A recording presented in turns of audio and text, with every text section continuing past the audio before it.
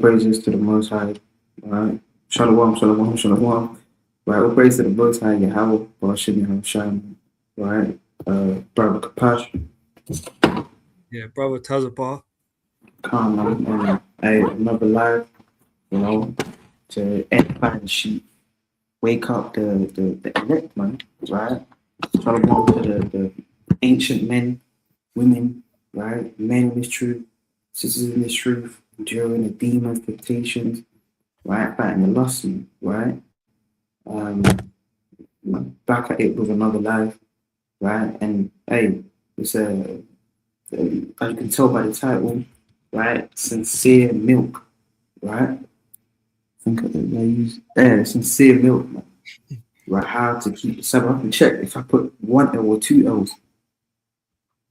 You see that, right? But hey, we praise to the Most High, man. So yeah, man, we're gonna go into the lesson on how to, keep the Sabbath, the do's and don'ts. Because many people say, hey, it's a Sabbath day. God, the Lord is my Sabbath, right? And that is a deeper meaning to the Lord even being a Sabbath, which really goes into the Lord being the rest, right? The Lord is my Sabbath, but they don't want to keep the Sabbath. Hey, you ain't gonna in the kingdom. Are you keeping the Sabbath, man? No, we're not keeping the Sabbath. Are you gonna be keeping the Sabbath, man? Right? But we'll kick it off with two precepts, right? I'll get two, then I'll pass it, right? But can't, right? Yeah. So let's get into this, man. Right? So, first and foremost, man, right? The book of Psalms, man, right? If you don't know the law, you're never gonna know what's right, what's wrong, right? So the law is the foundation of everything, man. The law is written in the prophets, major, minor, the proverbs, the wisdoms, the gospels, and the gospel we know is not just the four books, right? The gospel is the whole Bible, right? So this is Psalms 119 and verse number. I'll start from verse 18. Psalms 118 and verse. Psalms 119 and verse 18. Open down mine eyes that I may behold wondrous things out of thy law. So there's one people say, oh, no, that's the law. Yes, the law is holy, just, and good, man. Right? And how are you gonna know the things that are wondrous if you're just reading the book of Galatians 3? Are you trying to just cut up? Let me just cut down these Israelites. Let me just cut down these Israelites. Hey, you can't. You have to even understand that. You have to know the law. You have to know what the wall of separation, who could come in the temple, who wasn't allowed. If you don't know the law, you don't even know about the most holy day, right? Because the Sabbath, hey, and we're gonna get into it. Hey, that's the highest day, right? That's the highest day. That's the Passover. Hey, it's above Passover. The Sabbath day is above Passover. That's the chief holy day, right? Yeah, no. Because people make it seem like, hey, the book of the law, that's the law, right? Christ, he put my what do you say? What do you say, man? They just say a lot of things, man. But he put what do he do? He pinned my sin to the cross, right? You don't even know what the sins are, right? Tell you, you can't wear trousers as a woman. Are they shutting down? Are they're walking away? They're asking, can the Edomite be saved? Hey, the Edomite can't be saved, right? And that's in the law, right? We can't. Let's go to the book of Salakia, right? You got it, King. You got it, King. I'm trying to find the precept. All right, Khan. Yeah, no. So, like the brother's saying, man, it's very important. The Sabbath day is like the chief holy day, really. When you go to let's get the milk. It's just Leviticus 23, Leviticus chapter 23, and verse. I'll start at 1. It says, and Yahweh spake unto Moses, saying, Speak unto the children of Israel, and say unto them concerning the feast of Yahweh, which ye shall proclaim to be holy convocations, even these are my feasts. 6 days shall work be done, but the seventh day is the Sabbath of rest and holy convocation. Ye shall do no work therein. It is the Sabbath of Yahweh in all your dwellings. So that's the first actual holy day that, you know, feast meaning season, in its season. So out of all the holy days that we got, I believe we got like 7. Is that right? 7. There's more, yeah, a bit more than that. You got Yeah, but I mean that are in the law. The others are come along the line, but this would be the first one that was set in stone. Really, do you know what I'm saying? So it's very important, very very important. And let me get um, Nehemiah chapter 9. Nehemiah chapter 9 and verse. So like 9 verse 12. Yeah, this is Nehemiah chapter 9 and verse 12.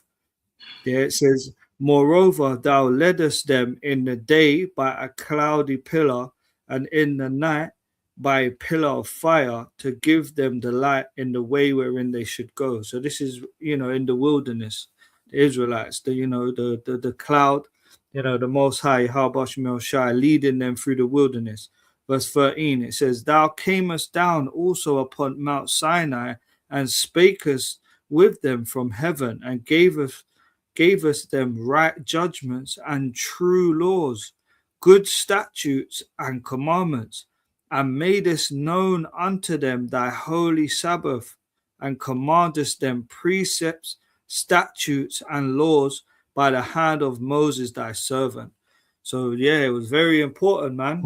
This holy Sabbath is part of the laws, statutes, and commandments that was given to Moses. So yeah, man, like we're gonna go into, it's very important. It's a holy day, it's the most holy day, and how to keep it. right. But you got it, King. And precept I found that I want, and like the brother saying, man, right? The holy Sabbath, right? Let's get that word holy, right? Can't. Get that word holy, man. If something's holy, right? Let's go to the classic, right? Say, oh, I remember we was at camp, man. I remember we was at camp and we're trying to teach the younger youth about the Bible. Hey, this E said, oh, that's not really profitable, man. That's not really profitable. Hey, man, he said it's holy, right? I'll read this before I jump down. It's Leviticus 20 and 8. And ye shall keep my statutes and do them. I am the Lord which sanctify you. So you're commanded the statutes, you're supposed to keep them, man. Oh, no, it's not profitable. Are you going off? Right? Going right off. This is the book of Leviticus 20 and 26, a classic. And ye shall be holy unto me, for I, the Lord, am holy, and have severed you from other people. So that ye should be mine. So to be holy, right, with good etymology, means to be set apart or to be severed from the world, man. It says, it's obviously a bit more than just divine, sacred, right? It really goes into, well, same spirit, but really, like it says, hallowed, right? If you're hallowed, hey, let's get that word as well. To make holy, right? It's a set apart day. That's what that holy really goes into, being set apart, right? So we're supposed to be holy, right? Just like the Most High, Shai commands us to be. And it says in verse 8, we read, we have to do these statutes, right? And that word, right? Statute. Right? See that? they're trying to do some statue, like statue.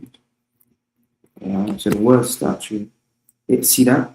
A law of the land, a ruler's decree. And this is a decree by who? The Most High, right? And what's that word? We have to understand, right, that in this truth, right, this is a theocracy, right? We have to learn the words, right? It's a theocracy. It's not okay. King Solomon said, "I can't keep the Sabbath day." Right? People will find this any excuse, man, any excuse to not keep the Most High's day. You got 6 days. Jake freak off all 7 days, man. Right? Trying to talk about he's hitting the cell. Oh yeah, what hit cell? What hit what cell? Right? A theocracy is a system of government in which the Most High is recognized as a supreme ruling authority, governed by officials regarded as divinely guided. And who's those people that are divinely guided? Right, that's the men that are teaching. Right, I'm not saying sisters can't be divinely guided, because you have sisters that they teach this too. But hey, the prophets, that were sent last to teach, to guide the people in the theocracy. Right, it's not a democracy or liberalism, communism, all the isms. Right, it's a theocracy. That's how in these last days, we're supposed to be governing ourselves. Right, it's divine authority, right, from the Most High Shai, that's taught by the prophets, man. So we're supposed to be severed, right? And let's go to the book of 2 Peter, chapter 3, man. Right, show you that the head of the church, right, which is Peter, he's the rock. He tells you, it's how we know, right? And it's how you got to read the Bible for yourself, man. That's what I realized. You don't read the Bible for yourself, you're never going to keep the Sabbath day, man. Right? So this is 2 Peter 3, and I'll start from verse 1. It says, "This second epistle, which is a letter, beloved, I now write unto you, in both which I stir up your mind by way of remembrance." So if you really have the Holy Spirit, right, you're supposed to, hold on, I'm the people of old, Ecclesiastes 4:16. There's no end of the people. So we're supposed to remember, okay, hold on, the commandments, the statutes, the laws, right? Because that's your faith.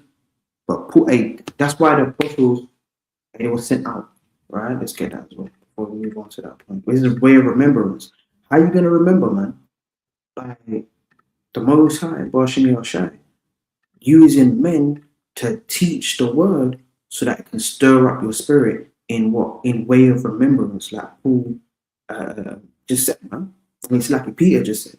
As 1 Corinthians 4, verse number 9, it says, "For I think that Yahweh has set forth us, the apostles, last, as it were appointed for death, for we are made a spectacle unto the world, and to angels, and to men."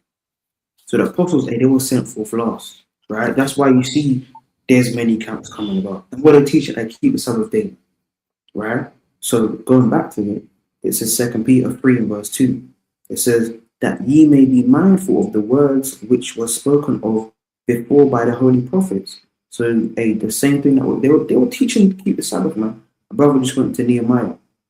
But Nehemiah was telling them, "Oh yeah, today's strip club day," right? Or some kind of folly. That's not being set apart. That's contrary to what the word says. "And of the commandment of us, the apostles of the Lord and Savior," right? So it says, if you're supposed to be mindful of the words that were spoken before, right? That's the whole Bible. I say, "Oh, no, that's not the Bible." Hey, Peter, the head of the church, which most Christians, they don't even believe in. They really don't believe in. Because if you believe in the words which were spoken before, hey, right, we pull it up. Like Genesis, Exodus, Leviticus, Numbers, Deuteronomy. That's all of these, man. Oh, no, that doesn't matter. Stop trying to generals the Bible verses for your damn sermons, man. Right? You're not breaking it down. You're not telling people we have to keep the laws, statutes, and commandments by our faith. You're just saying, "Oh, no, it doesn't matter." right? You have to be mindful, right? If you're mindful of something, does that mean you forget it, right? And I'll pass it after this. Being mindful, it says having knowledge, right? I've got one more precept to like it. It says having knowledge, remembrance, recognition. This is taking thought or care, heedful. Mm. So hey, the circle church today, they're not mindful. They don't care about the Sabbath day. Hey, the Catholic, and no one will pull up some links. Hey, the Catholic Church, they changed it. Who gave them the power to do that? What precepts are okay? The Catholic Church, they can change the book. But we'll all praise to the Most High. Salah, right? So again, one more, right? So it says to be mindful. So we've not been mindful of the precepts, right? Of the word. That's why the Most High has forgotten our people, man. Right? And I get a classic and pass it. Hosea 4 and 6. Hosea 4 and verse 6. It says, my people are destroyed for lack of knowledge, man. Because they're not mindful that the fact we need to read the volume of the book. We don't have knowledge we're not mindful of the book before us, man. The books before us.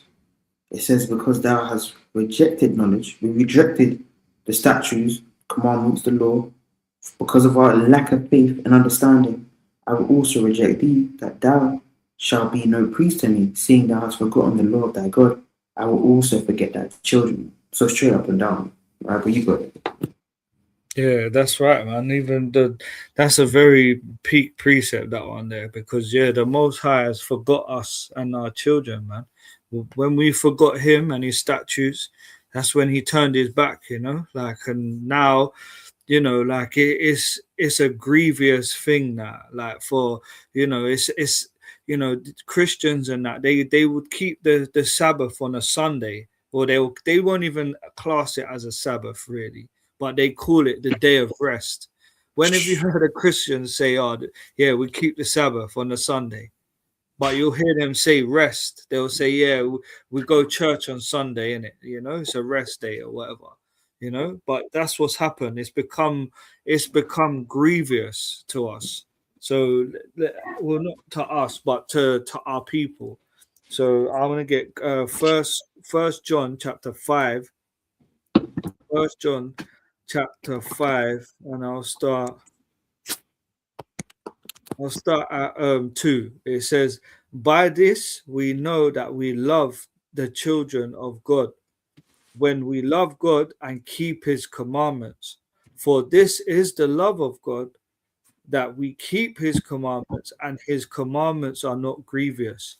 So it's not grievous to keep the Sabbath day. I mean, in the when the people are people that are in the world, it's a very grievous thing. It's like it's just as bad as maybe like eating pork, or or changing, like not eating shrimp or crab and that. Like, this is how deep this Sabbath day is.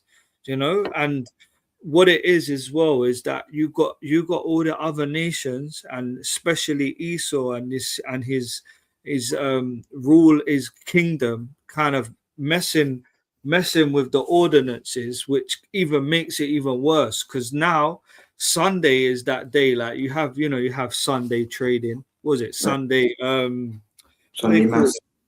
Yeah, it's like there's a term they call it. It's called Sunday trading, where certain shops are not allowed to go over a certain time period. That's it. Sunday trading laws. Do you know what I'm saying? Yeah, see, look, large shops, you're seeing this. So it says large shops over 280 square meters permitted to open for a maximum of 6 consecutive hours between 10 and 6 p.m. They must close completely on Easter Sunday and Christmas Day. This is the You know what I'm saying? Just showing you that even this law itself is to do with breaking the commandments, because it's to do with Easter Sunday. We know that's pagan. So that's another decree they've pushed forth. And Christmas Day was they say is so-called Jesus's birthday, So all these laws are literally set up to keep us in keep us in sin. So I'm gonna get Isaiah 10 and verse 1. Yeah, Isaiah 10 and verse 1. It says, woe unto them that decree unrighteous decrees, and that write grievousness which they have prescribed. So Esau and his kingdom and all the people that are behind, because even in other countries, not just Esau, there's other nations that do the same thing, that follow suit. They're gonna have their time in it. It's woe unto them because it's an unrighteous decree. The fact that they're even letting you work on if they call the seventh day like a Sabbath, for example, these countries and that, the fact that they even let the shops open for 6 hours is off. Do you know what I'm saying? So, and then it says, verse 2, to turn aside the needy from judgment and to take away the right from the poor of my people, that widows may be their prey and that they may rob the fatherless. And it's all about robbing our people, basically. Do you know what I'm saying? But like it says in Isaiah 40, I think it's 42:22. Let me get that actually. Let me get that quickly. I don't want to stray off, but I get this and I got one more after. So Isaiah 42 and 22. Because just like Hosea, the Most High has forgotten us because of the fact that we ain't listening as a people, innit? We're hard-headed, we're stiff-necked. So this is Isaiah 42:22. It says, I'll start at 21 even. Yeah, I'll start at 21. It says, Yahweh is well pleased for his righteousness' sake. He will magnify the law and make it honorable. So it's honorable to keep the commandments, man. There's nothing unrighteous in this, So verse 22, it says, but this is a people robbed and spoiled. They are all of them snared in holes. They are hid in prison houses. They are for a prey and none delivereth, for a spoil and none restoreth. And in verse 23, it says, who among you will give ear to this? Who will hearken and hear for the time to come? Verse 24, the point, it says, who gave Jacob for a spoil and Israel to the robbers? Did not Yahweh? He against whom we have sinned, for they would not walk in his ways, neither are they obedient unto his law. And that's really what it is.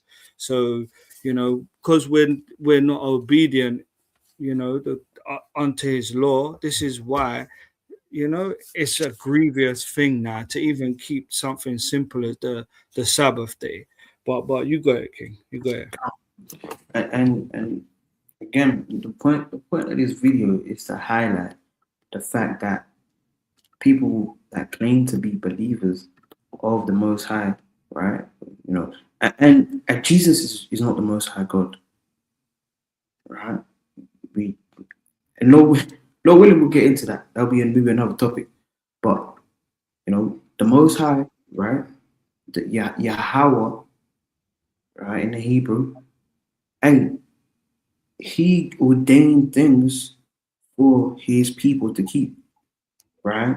And if we are, like brother read out in Isaiah 42 and 21 and down, hey, people that are robbed and stolen, if you're robbed and stolen, you forget all your ordinances, you forget your culture, you forget how to marriage and courting and we forget all these things, but remember how to freak off, man.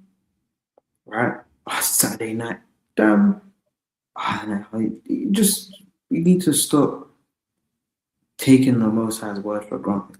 Right? This is classic. Right? And start at verse 16. Right? Actually, before that. Well, I'll read it. Matthew 5 and 16. It says, let your light shine so before men that they may see your good works. And works is what? Your faith, man. These are all works. It's literally, works is your faith. Right? Works is literally your faith. You don't just believe that, not to stray off, but you don't just believe in the Most High right? You do what the Most High says, right? I'm sure everyone's seen the picture. The difference between those that obey the Most High and follow the Most High, right? It's plain. And glorify your Father which is in heaven, right?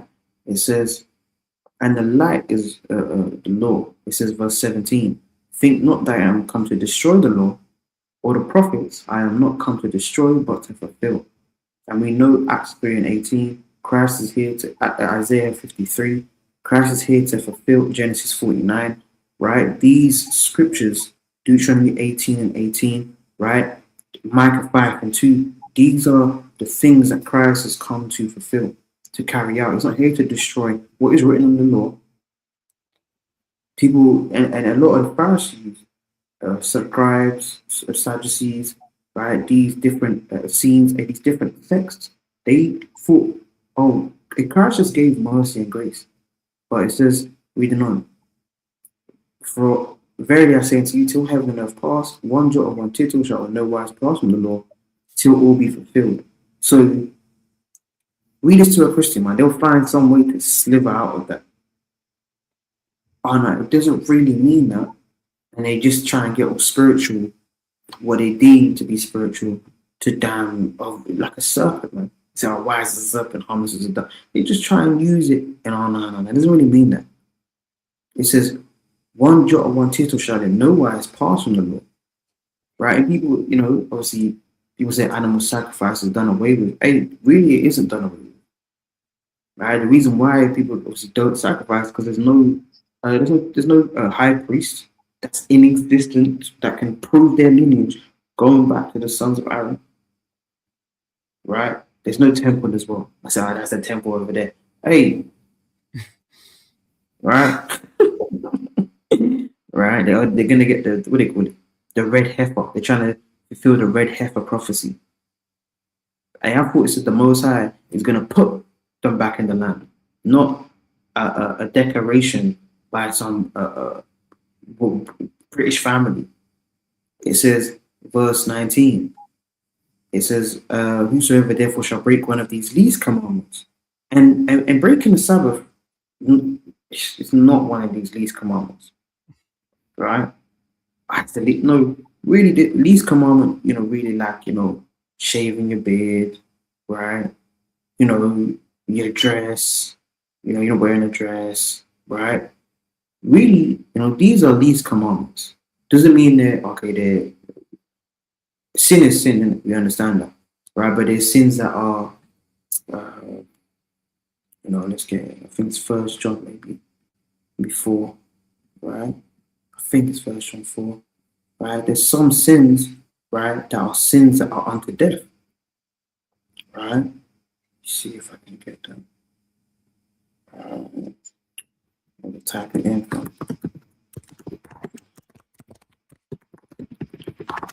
I know when it comes up. Yeah.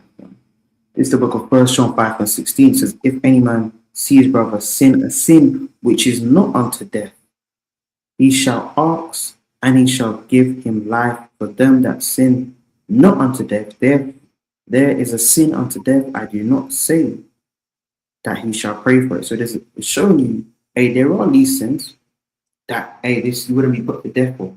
You wouldn't be put to death because you stole something, right? You have to pay back, I believe, double or 7 times, for what you've taken. It says, and shall teach men so, right back in Matthew 5 and 19, he shall be called the least in the kingdom of heaven. But whosoever shall do and teach them, the same shall be called great in the kingdom of heaven. Read that to your Christian pastor. Read that to your auntie, right? The 7-day Adventists, hey, they're kind of getting in there, man, right? But Lord willing, it's just not, it's not in vain. But hey, do and teach them, right? It says, for I say unto you that except your righteousness shall exceed the righteousness of the scribes and the Pharisees, you shall in no case enter into the kingdom of heaven. So, meaning what? Because they were hypocrites, right? We're not, professing ourselves to. We're not we're not perfect. We strive to be having a blameless heart, right? But We're not out here teaching people to keep Sabbath day, and then we're not keeping it, right? Because we can't be a hypocrite, and even anyone, you know, I say, well, I follow Christ. Hey, Christ kept the Sabbath day, right? Christ kept the Sabbath day, right? I get a few boxing, right? This is Psalms 100 and verse uh, 19, right? The classic. Psalms 119, right? And verse number 104. Right? You could, yeah, Psalm 119, verse 104, right? So it says, Psalm 119 and verse 104, it says, through thy precepts I get understanding, therefore I hate every false way. So you have to go to the precepts to get an understanding of whether you should keep the Sabbath. And Lord willing, we'll touch on Christ and what Christ said. You touch on these points, right? What's a sin to do on the Sabbath? What's not a sin, man? Right? Because you can't throw false charges. People try to say to us like, can't man, sometimes, hey, you guys are working. Mm. Yeah, well, hold on, right? I'm about my father's business, man. Right? Let me get one more selected. Right? I'm about my father's business. Right? We're just winging it. We're just standing outside, just playing mind games. Right? Um, we're not just out here for games, man. Right? People say, why are you not smiling? Hey, because I'm about my father's business, man. Sometimes it might smile. Right? Sometimes you kind of might, hey, you just greet the people, man. Right? But this is Luke 2 and 49. And he said unto me, and this is a, shout out to Brother Caleb. That's a good precept to even shut down the Trinity, right? Luke 2 and 49. And he said unto them, how is it that ye sought me? Wist ye not that I must be about my father's business? Right? That's what we're about, man. The Most High's business. And that's getting our people in order, man. Getting our people to return back to following the law, statutes, and commandments through their faith. And understanding, because, hey, man, hey, the scriptures are deep, right? But we have to go through the precept to reject and hate every false way, right? You got people, the law of liberty, right, versus the law of bondage, right? People say, oh, that's bondage, that's bondage. What's the bondage, though, man? Don't know what the bondage is. They're just saying, that's bondage, that's bondage. Do you know what you're talking about? Right? The Sabbath, by the brother. Did you? Yeah, you read that. First John 5 and 3. And the laws are not grievous, man. It's not a grievous thing to take one day out of your 7 days, which and we're not dealing with the lunar Sabbath. Right? We're not dealing with that. That's not in the Bible. Right? That is not in the Bible. But hey, if you're keeping the Sabbath, keep the Sabbath. Right? But the Sabbath is 6 days of working, and the seventh day rest. History and the Bible tell you that that was the seventh day. But Christ said he's about his father's business, first 40, 50, and they understood not the saying which he spake unto them. So just a quick Trinity cut. Because they're like, hold on, what was he doing? What are they talking about? What was he talking about? Joseph, I'm Joseph, I'm your father. Right? Because he was believing Christ in his account age in the temple. But you got it, King. Yeah, Khan. That's what I mean. Like you were saying as well. Like obviously, this is an old thing. Let's just go straight to the classic, the Genesis. Genesis 2 and verse 1. Right. Yeah, Genesis 2 and verse 1. It says, thus the heavens and the earth were finished, and all the host of them. And on the seventh day, the Most High ended his work which he had made, and he rested on the seventh day from all his work which he had made. And the Most High blessed the seventh day and sanctified it, because that in it he had rested from all his work which the Most High created and made. So, like, obviously, this is we're supposed to be made in the Most High's likeness, yeah. And like it says, Not sure where that is. Let me just try and find it. Yeah, Mark chapter 2 and verse 27. So obviously we're made in the Most High's likeness. So obviously, how if the Most High rested on the seventh day after His creation, then we rest on the seventh day. Do you know what I'm saying? It's that simple, So this is Mark 2 and Quick verse point, 27. okay? It's Quick like point as well. yeah, go Quick on, go point. on. Because people try and say, yeah, that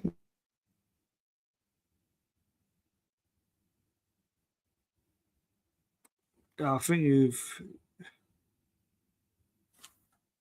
you crushed still.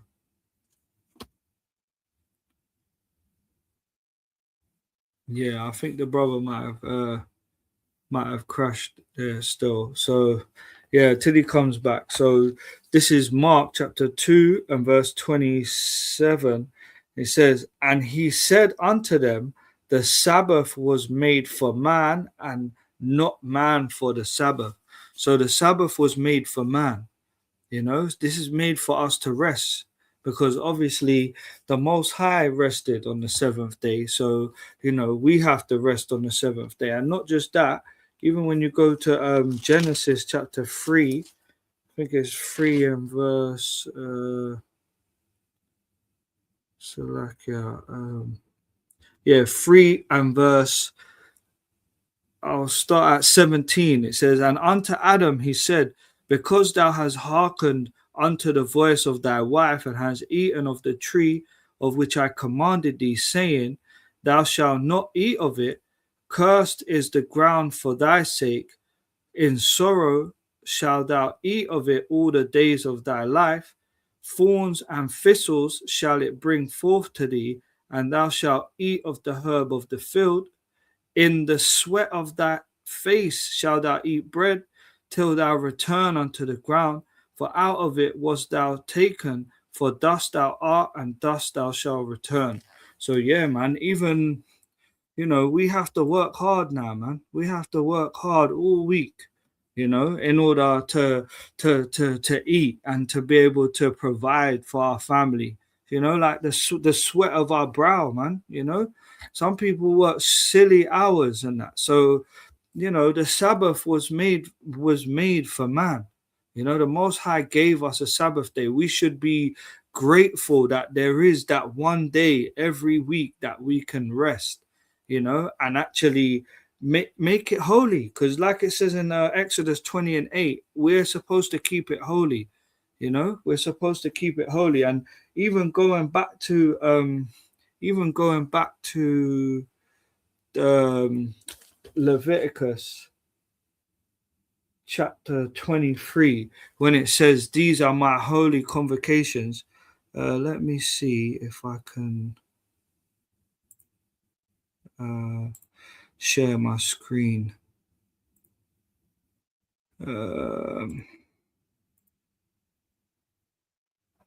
Yeah. All right. So Leviticus 23 and verse 2. So look, when you look into Leviticus 23 and verse 2, it says, "Speak unto the children of Israel, and say unto them concerning the feast of Yahweh, which ye shall proclaim to be holy convocations." Yeah, so we look up that word convocation. Yeah, because this is another thing we're supposed to do on the Sabbath day. We're supposed to convocate. Yeah, convocation. Let me just get that. So like yeah. Convocation. So that's Strong's H. Where is it? Yeah, so Strong's H4744. So it says convocation. It says reading. Yeah, a calling together or a sacred assembly. So this is our convocation. Our convocation will be like coming together, reading, you know, and that's what I wanted to quickly get as well. So let me get Luke chapter 4, because like the brother said, Christ kept the Sabbath day, man. Right. Christ kept the Sabbath day, and not just that. Do you know what? Just let me get two more. So this is Acts 15 and verse 21. Yeah, Acts 15 and verse 21, and it reads. Acts 15 and 21, it says, "For Moses of old time have in every city them that preach him, being read in the synagogues every Sabbath." So, going back to the time of Moses, every Sabbath day, it was a holy convocation. You would come together, you would read, and you'd keep it holy, and just like, yeah, go on, you got it. And context as well. This is one of the kind of councils they had for the Israelites that were coming back to the understanding, right? So why people go, oh, who's after Christ? Christ, after the law. Hey, but they're giving them, you read verse 20, it says, but that we write unto them that they abstain from pollutions of idols and from fornication and from things strangled and from blood.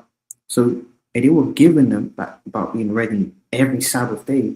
And this was after Christ's death. But, Yeah, you got it. yeah, calm. That's a mighty point. Still, this was after Christ, so it's like, even like, for example, all the holy days that Christ kept. He kept up to his death. But even in Acts, you see them keeping the Pentecost, which is Right. after Christ. So all these things. That's why the brother said before, you have to read this for yourself. You have to be able to go into it, yourself. So Luke 4 and verse 16. Yeah, the classic again. Luke 4 and 16. I'll start at 14. Yeah, it says, and Yahushua returned in the power of the Spirit, you know, into Galilee, and there went out a fame of him through all the region round about. And he taught in their synagogues, being glorified of all. So when he was teaching in the synagogues, everyone was confounded, like they were in awe. They just couldn't believe it. So, and then it reads 16, it says, and he came to Nazareth, where he had been brought up, and as his custom was, he went in to the synagogue on the Sabbath day and stood up for to read. And that's what the brothers do, man. The brothers actually go out every Sabbath day, yeah, and we stand up and we read the holy scriptures. So there's no, like, some people might call it work. I've had them people say that before as well. If you're saying it's the Sabbath day, why are you working? But Yeah. this is not working, because remember, we're supposed to go out and bid the brothers and sisters to the marriage. And really what we're doing, we're just sowing seeds. We're sowing spiritual seeds. And that is laboring, but it's laboring in a spiritual way. It's not actually physically laboring. So yeah, you got it, King. You got it. And just to clarify it, I don't know what you just said to show you that, oh, because people are, you working? Right. Hey, you gotta read the Bible, man. Right? This is Matthew 22. Hey, man. If anything prohibits you from, I'll read it. This is the book of Matthew 22 and 21. They say unto him, so they will ask in Christ, look, let's just read the account. Right? Let's read the account. That's Matthew 22 and verse 19. And it's also 16. And they sent out unto him their disciples. See that? So at the left-hand side, they got disciples too, man. Agents, damn Catholics, different denominations. These are disciples on the left-hand side, man. With the Herodians, saying, Master, we know that thou art true. She ain't trying to be deceptive. We know that thou art true. And teach us the way of God in truth. You see that? Neither carest thou for any man, but thou regardest not the person of man, of men. So did they regard the person of men? Right? Because to say something like that, why are you saying, for thou, you don't care about, you don't do respect to persons. Do you? Right? And he said, oh, so you got you. Right? Verse 17. Tell us therefore, what thinkest thou? Is it lawful to give tribute unto Caesar or not? Right? And Christ perceived, like it says, but Yahushua perceived their wickedness and said, why tempt ye me, you hypocrites? They kind of probably found out, why would he say it? And probably step back, man. It says, show me the tribute money. And they brought unto him a penny. And that's the money, yeah? 1 penny. And they brought unto him a penny. See that? Wonder how much that was worth. And he saith unto them, whose is this image and superscription? Right? They say unto him, Caesar's. Then he saith unto them, render therefore unto Caesar the things which are Caesar's, and unto Yahweh the things that are Yahweh's. So, hey, man, give, we're not doing Caesar's work, because that's laborers' work, man. That's laborers' work. We're not doing laborers' work, right? Again, this is the work of Yahweh Yahshua, right? And if a man was working, right, because not get into the do's and don'ts, if a man was working on the Sabbath day, he was put to death, man. Right? He's put to death. But again, we have grace and mercy, right? And these things are a sign. So that's how you know. Oh, you say, oh, that's how. But that's how you know Amalek and he's the Israelite, because there's a sign. Yeah, well, when somebody takes your heritage, right, they're going to do a great job at imposing and giving off as if they're you, man. This is Exodus 31 and 12. And the Lord spake unto Moses, saying, speak thou unto the children of Israel, saying, verily my Sabbaths ye shall keep. That's a commandment. For it is a sign between me and you throughout your generations, that ye may know that I am the Lord. That ye may know that I am the Lord that doeth sanctify you. So, hey, you're supposed to keep the Sabbath day, right? Verse 14. It says, ye shall keep the Sabbath thereof, for it is holy unto you. It's a set apart day. Everyone that defileth it, right? How can you defile the Sabbath, man? Right? Brother Dan teach, oh yeah, you can have sex on the Sabbath. Right? Oh yeah, you can have sex on the Sabbath. Then you turn up to camp. You're down touching everyone, right? And again, it's unclean in a ritualist, in a ritual sense. Because on the Sabbath, you can't, like, you would defile it, like it says. Right? But again, where it says, everyone that defileth it shall surely be put to death, for whosoever doeth any work therein, that soul shall be cut off from amongst his people. And sometimes being cut off, literally mean being put to death, and sometimes being cut off from the congregation. And you were just removed, right? Kind of left you outside to clear off, right? So you defiling that day, right? Meaning you're going and doing whatever the hell you want to do, right? It says, verse 15, 6 days may work be done, but in the seventh is the Sabbath of rest, right? 6 days. And then the seventh is the Sabbath of rest, holy to the Lord. Whosoever doeth any work in the Sabbath day, he shall surely be put to death, right? And that work, right? We get into that. That work, again, is laborious or laborious. It's a laborious work, right? And let's get an example. We all know the classic, right? What the hell are you doing? Well, it might have been to his ignorance, right? But what are you doing, man? Right? Just kind of doing this. Everyone kind of heard me, kind of cracked one stick, man. Kind of everyone looked, right? But this is Numbers 15. I'm going to start at verse number 32. It says, and while the children of Israel were in the wilderness, they found a man that gathered sticks upon the Sabbath day. So he's kind of, and you got to imagine how this played out. And when you read the Bible, you really got to envision it, right? The melanation throughout the children of Israel, right? Kind of, right? Everyone kind of Sabbath, Shabbat Shalom, right? Shabbat Shalom, right? And then one guy, he's up in a distance, and it probably must have been quite silently, kind of picked up a stick, and you kind of something snapped. Everyone, because they know, hey, what the hell are you doing, man? It says verse 33, and they that found him gathering sticks brought him unto Moses and Aaron and unto all the congregation. Hey, that's snitching, right? That's Jake, you can't snitch. Hey, that's snitching right there, man. Right? And this is righteous in the past saying, oh, they shouldn't have done it. Hey, that's a sin, right? Leviticus chapter 5, verse number 1. Right? I jumped on to 5 as well. It's Leviticus 5 and 1. And if a soul sin and hear the voice of swearing, and is a witness, whether he has seen or known of it, if he do not utter it, then he shall bear his iniquity. Right? They say, oh, nah, he's just breaking the Sabbath. Amen. That's why they that found him, right? They said, hold on, we need to get this guy out of it.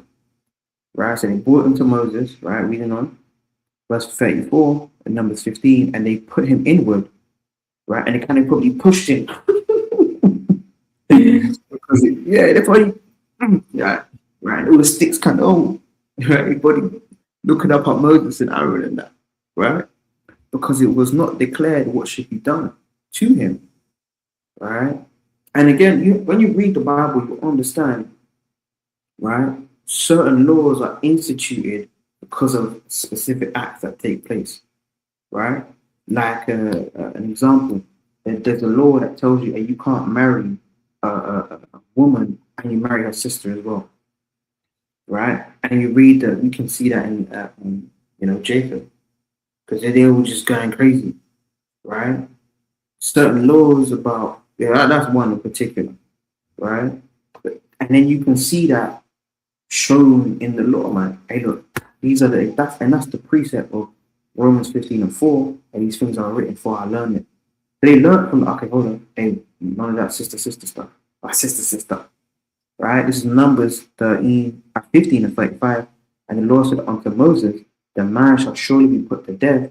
All the congregation shall stone him with stones without account. See how? It says, verse 36, and stoned him with stones, and he died as the Lord commanded Moses. So, working on that Sabbath day, he was going off. He was going completely off, right? But again, we have grace and mercy, right? We have grace and mercy in Christ, and this is a sin. If you break the Sabbath, maybe you don't know about the Sabbath.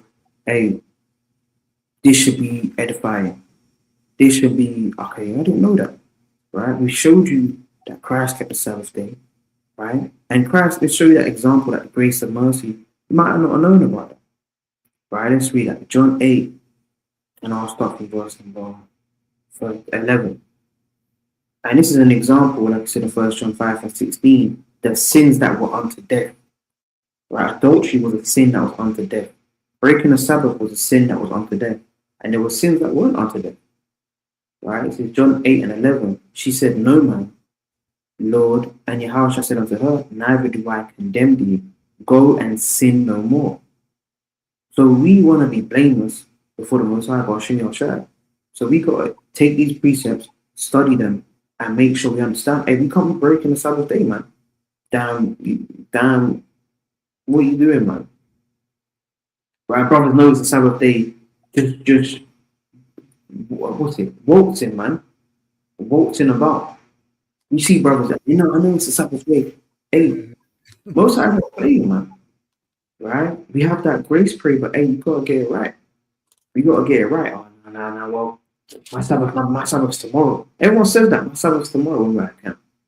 My Sabbath was yesterday.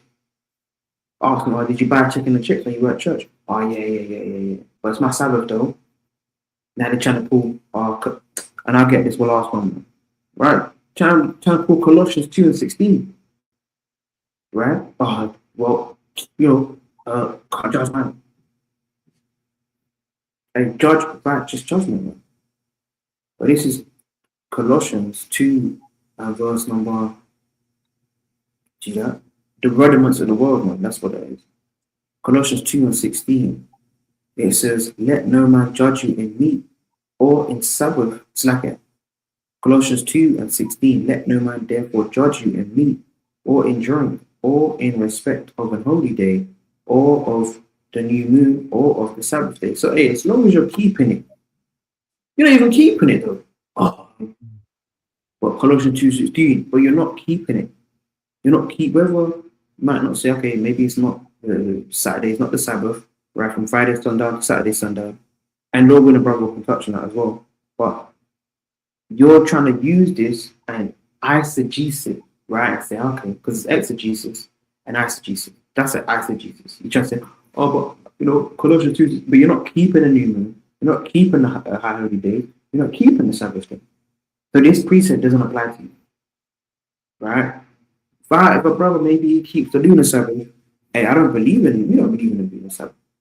I'm not gonna say, okay, you're off, right? Brother, keeping the lunar Sabbath, right? He ain't buying, he ain't selling, right? The Lord willing, he's not having sex on the Sabbath, right? If he, because that's supposed to be a holy day, right? But this only applies in respect of someone that's actually, maybe they have a different, they're keeping the day according to the standards and the statutes that are written thereof. You can't leave anything. Yeah, man. Like it says, isn't it? Not in respect of a holy day, new moon, and Sabbath.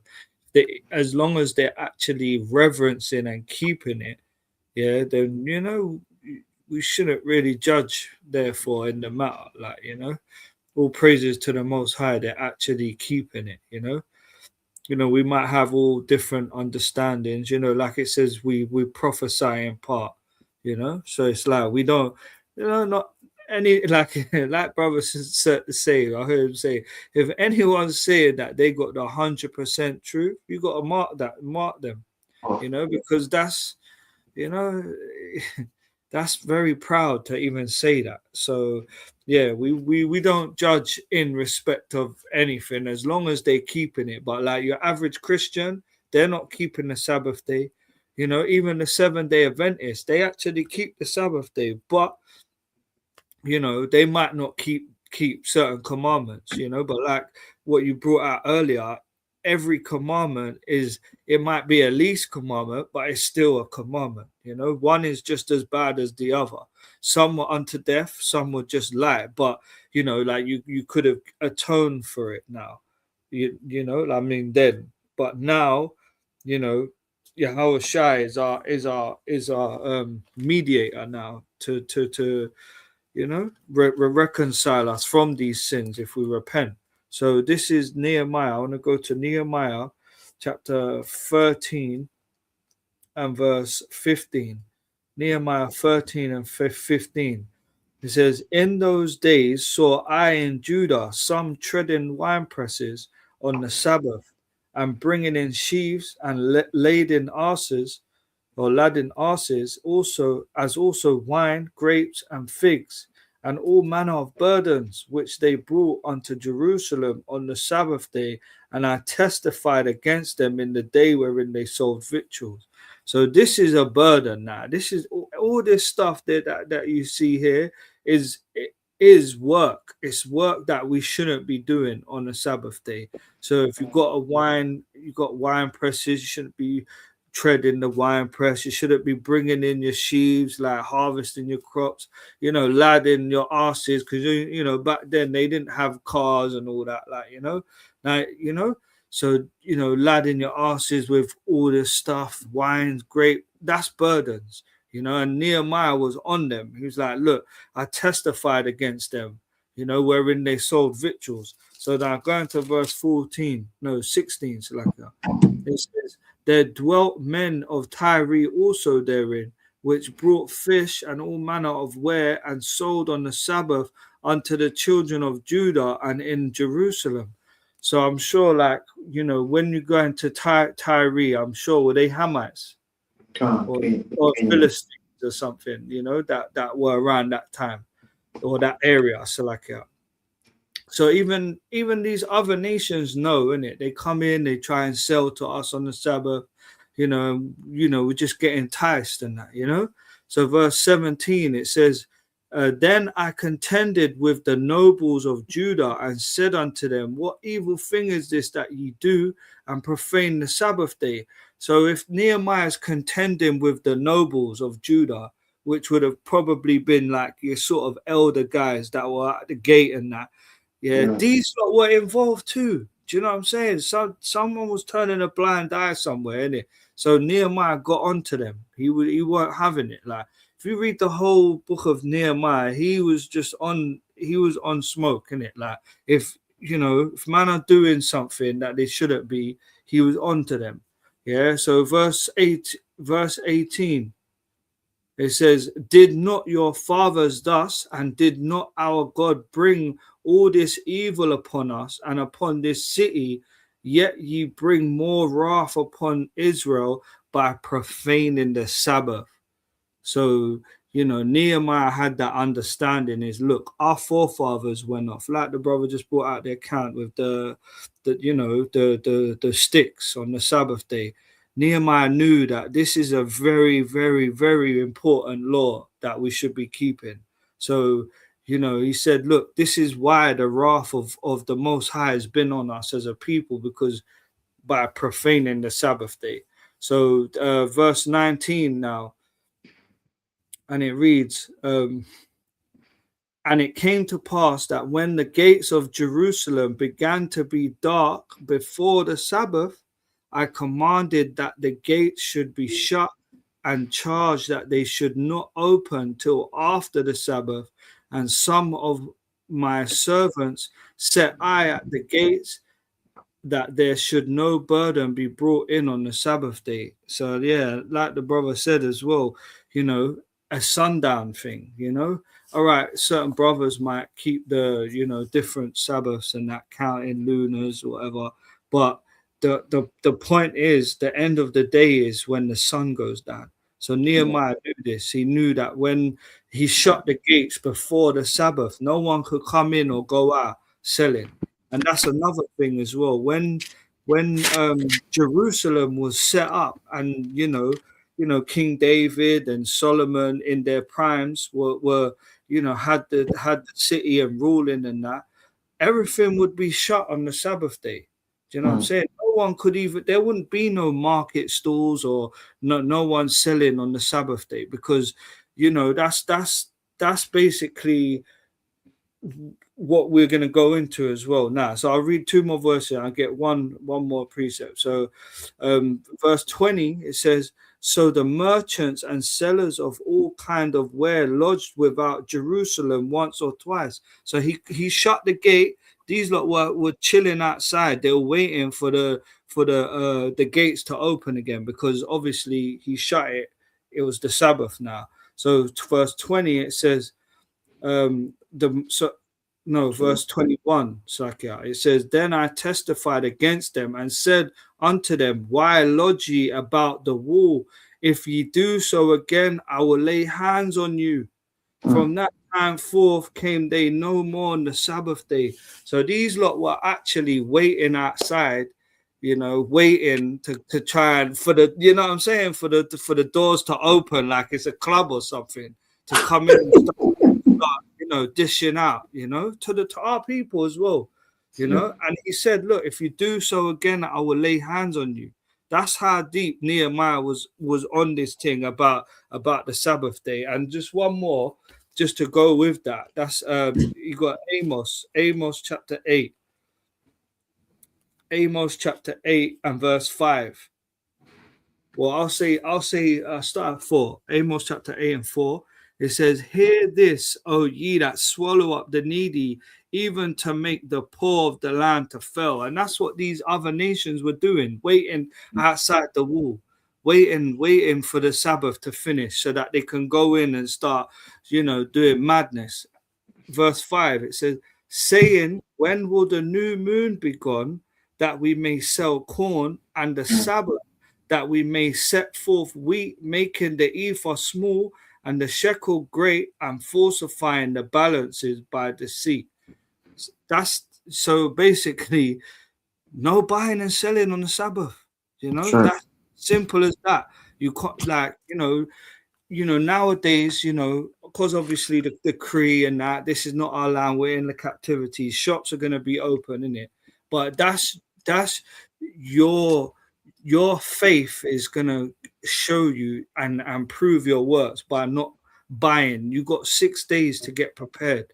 6 days, buy your petrol, buy your food, anything you need for that one day. If you're not out on the highways and you're at home, you've got 6 days to just get everything together and rest on that Sabbath. Yeah. So no buying and no selling on the Sabbath. That's it. You got it, King. You sure you got more? Well, I got more, but I don't want to keep going on still. I got we'll share it. You got it. You got it. All right. So yeah. So because we shouldn't be buying and selling. That's it. And there's other ones as well where, for example, like the classic ones. Let's get Exodus chapter 35. Exodus 35 and verse 2. Well, I think it's 3. So like Well, no, 2. Well, I'll start 1. 35 and 1. Exodus 35 and 1 says, and Moses gathered to all the congregation of the children of Israel together and said unto them, these are the words which the Lord hath commanded that ye should do them. It says 6 days shall work be done, but on the 7th day there shall be unto you an holy day, a Sabbath of rest to Yahweh. Whosoever doeth work therein shall be put to death. And that's another, that's it being set in stone again. Anyone that does any work before Christ came on the scene, you were put to death. That was the law. Verse 3, and ye shall kindle no fire throughout your habitations upon the Sabbath day. So we shouldn't, what that's going into is cooking, basically. You shouldn't be, because we have to have that ancient mindset. They didn't have ovens, they didn't have kettles. Well, they did, they had like earthen kettles and stuff like that, but they wouldn't have a cooker. So they would have to, like the guy did in Numbers, they'd have to gather sticks together, kindle a fire, and that's what would heat up your water, your food, So we shouldn't be kindling fire throughout our habitations upon the Sabbath day, and that goes into cooking, I don't know, like everyone's faith and their walk is different, but like, nowadays we have microwaves, we have kettles, Air fryer. Air fryer. Like now you're saying, no, look, I'm not kindling a fire, innit? Like there's not sticks in it, because when you go into kindle, it's talking about it's sticks, innit? Putting sticks together to kindle a fire. It's not talking about your stove, your gas stove where you just turn it on, click, tick, tick, tick. You know what I'm saying? It's not talking about that. So really, you shouldn't be doing this. You shouldn't be using a kettle. You shouldn't be, because this really is going into the what's that one in I think it's Exodus. Yeah, Exodus 16. I'll get that one quickly. Exodus 16. It's like a quick point. Go on. You're saying you can't use your air fryer either, right? Or your microwave. You use your microwave.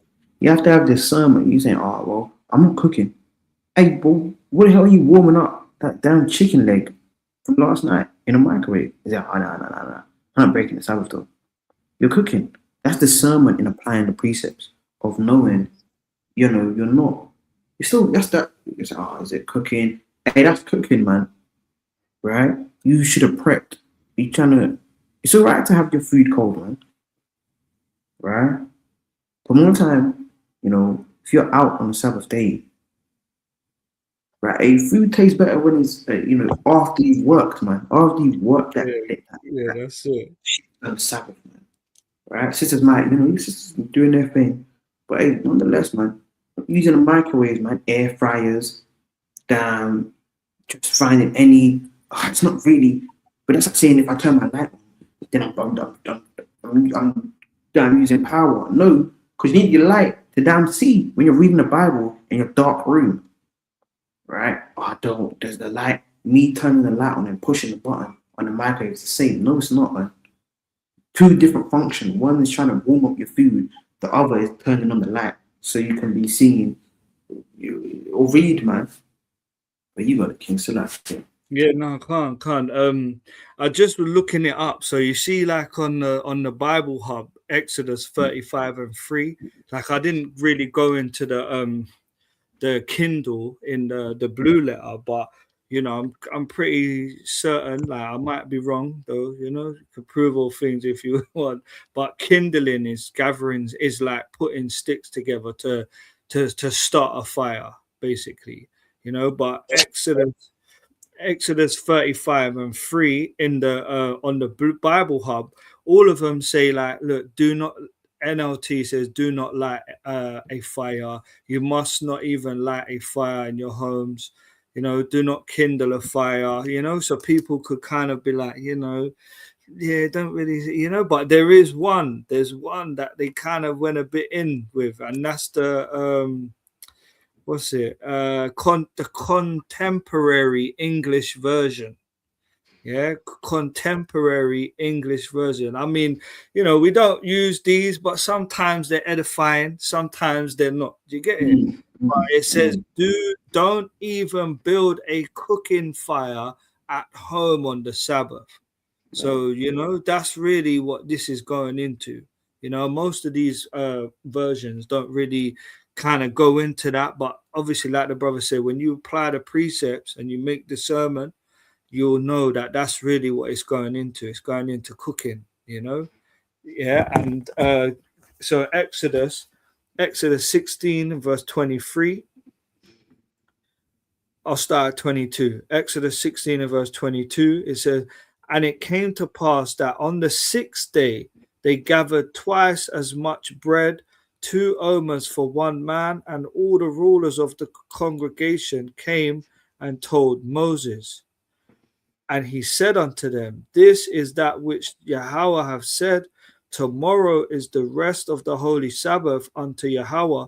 Bake that which ye will bake today, and sieve that ye will sieve, and that which remaineth over lay up for you to be kept until the morning. So basically, yeah, when they had the manna and the quails and that, they was told, look, 6 days, that's going in. Like obviously Exodus 35:3 is after this in that in a chronological vibe, but it's still the same concept, because they would have known that you already in Exodus. No, sorry, they would have known that basically you got to have 6 days of work, and then the seventh day is rest, so you wouldn't cook on that Sabbath day. So it all comes together really. Certain, like we said in the beginning, there's certain feast days that are was it implied, what's the word, when Um, um, like when they they added on due to added on to exactly along the way. But Mm. all of it comes together, like, so like um Abraham, he kept the charge, he kept the commandments. Jacob kept the commandments. So these things they would have known, really. Do you know what I'm saying? Even though the Sabbath day was in set in stone as a commandment later on, they still had the same breakdown, really, what Moses had. And you can see that in certain parts of the Bible anyway. But yeah, I'll pass it, King. I'll pass it. And I see some camps they're teaching, oh, you can cook now on the Sabbath, right? Ain't no cook, man. Ain't no cooking. Ain't no cooking, man, on the Sabbath day. Oh yeah. I'm putting it on members only. This is the secret breakdown to find it out. Hey, they say to find it out, hey, you gotta subscribe. Right? What's that all about, man? This is First Peter 5, and I'll start from verse 1. It says, the elders which are among you I exhort, who am also an elder. And every elder, just because you're old, doesn't make you an elder. Right? You're elder in the sense of age, all praise to the Most High. But like it says in 1 Timothy 5 and 17, I believe, man, they the elders that rule well. The elders, that keep the commandments and the faith, man.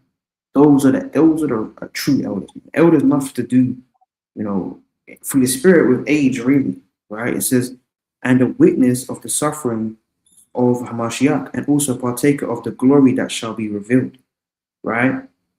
I read that shall, right? Revealed unto us that understanding, man. Verse 2, feed the flock of God which is among you, taking the oversight thereof, not by constraint, but willingly, not for filthy lucre or a ready mind. So, I man, trying to sell the breakdown, the damn subscription package to understand why we can cook. It's madness. That's completely contradicting what the scripture tells you, right? That's a set apart day. If you can cook on that day, how is it set apart then? And that's in context to the Sabbath day, right? Obviously, you have feast days that may overlap on the Sabbath day. Of course, you can obviously, you know, and Lord willing, we'll do a breakdown going through the different feast days as well, right? But again, the Sabbath day, if it's just the Sabbath day on that Friday sundown to Saturday sundown, it ain't no cooking, right? No laborers work, right? So, hey, no cooking, man, right? But can't. So we touched. What do we touch on? We touched on when the Sabbath day is, right? Let's touch on when the Sabbath, right? Touch on Let's go. sundown as well. Right, You know, right. Oh yeah, sundown that's a good cooking point. and laboring. That's it. Right. And the brother said something about sundown, right? And me, you know, brother's done a lesson on it. You know, when the day, like, go watch the breakdown. Or when does the day start? Go watch the breakdowns. The breakdowns are on the channel, right? So let's go to the book of Judges, right? The book of Judges, chapter, I want to say verse, yeah, Judges, chapter 19, right? Can you explain what happened to the concubine? Hey, man, we're not here for that one today, man. Right? This is Judges. Judges chapter 19. Right, I like this precept, but you know, there's obviously and I'll start at verse 10 to show you that the days, because people, you know, you got lazy, low scholarship understanding that's, you know, being put out there that the days of the week are they pagan. Now you can't say Monday. Mm. You can't say Monday. You can't say Tuesday, right? That's it's Exodus 23 and 13. Exodus 23 and 13 goes into using or calling upon the name of damn Krishna and Hanuman, right? And Shamash, right? That's what that goes into. You're not supposed to call upon some damn heathen, a demonic deity. You're supposed to call on Yahweh Hashem Yahushai, right? But this is Judges 19 and verse 8. And he arose early in the morning on the fifth day to depart. So numbers weren't okay. It's today's Friday, right? Well, see that? They say, oh, that's the fifth day. But really, you know, the fifth day, right, would really be your, what's that, Thursday, right? So-called Thursday, right? It says, he rose early in the morning on the fifth day to depart, and the damsel's father said, comfort thine heart, I pray thee. And they tarried until afternoon, and they did eat both of them. So if the fifth day, right? Because the fifth day we know, right? We have to put it in, right? We have to type in, right? First day of the week, the Bible. Let's see what it says. See that? So the first day of the week is Sunday.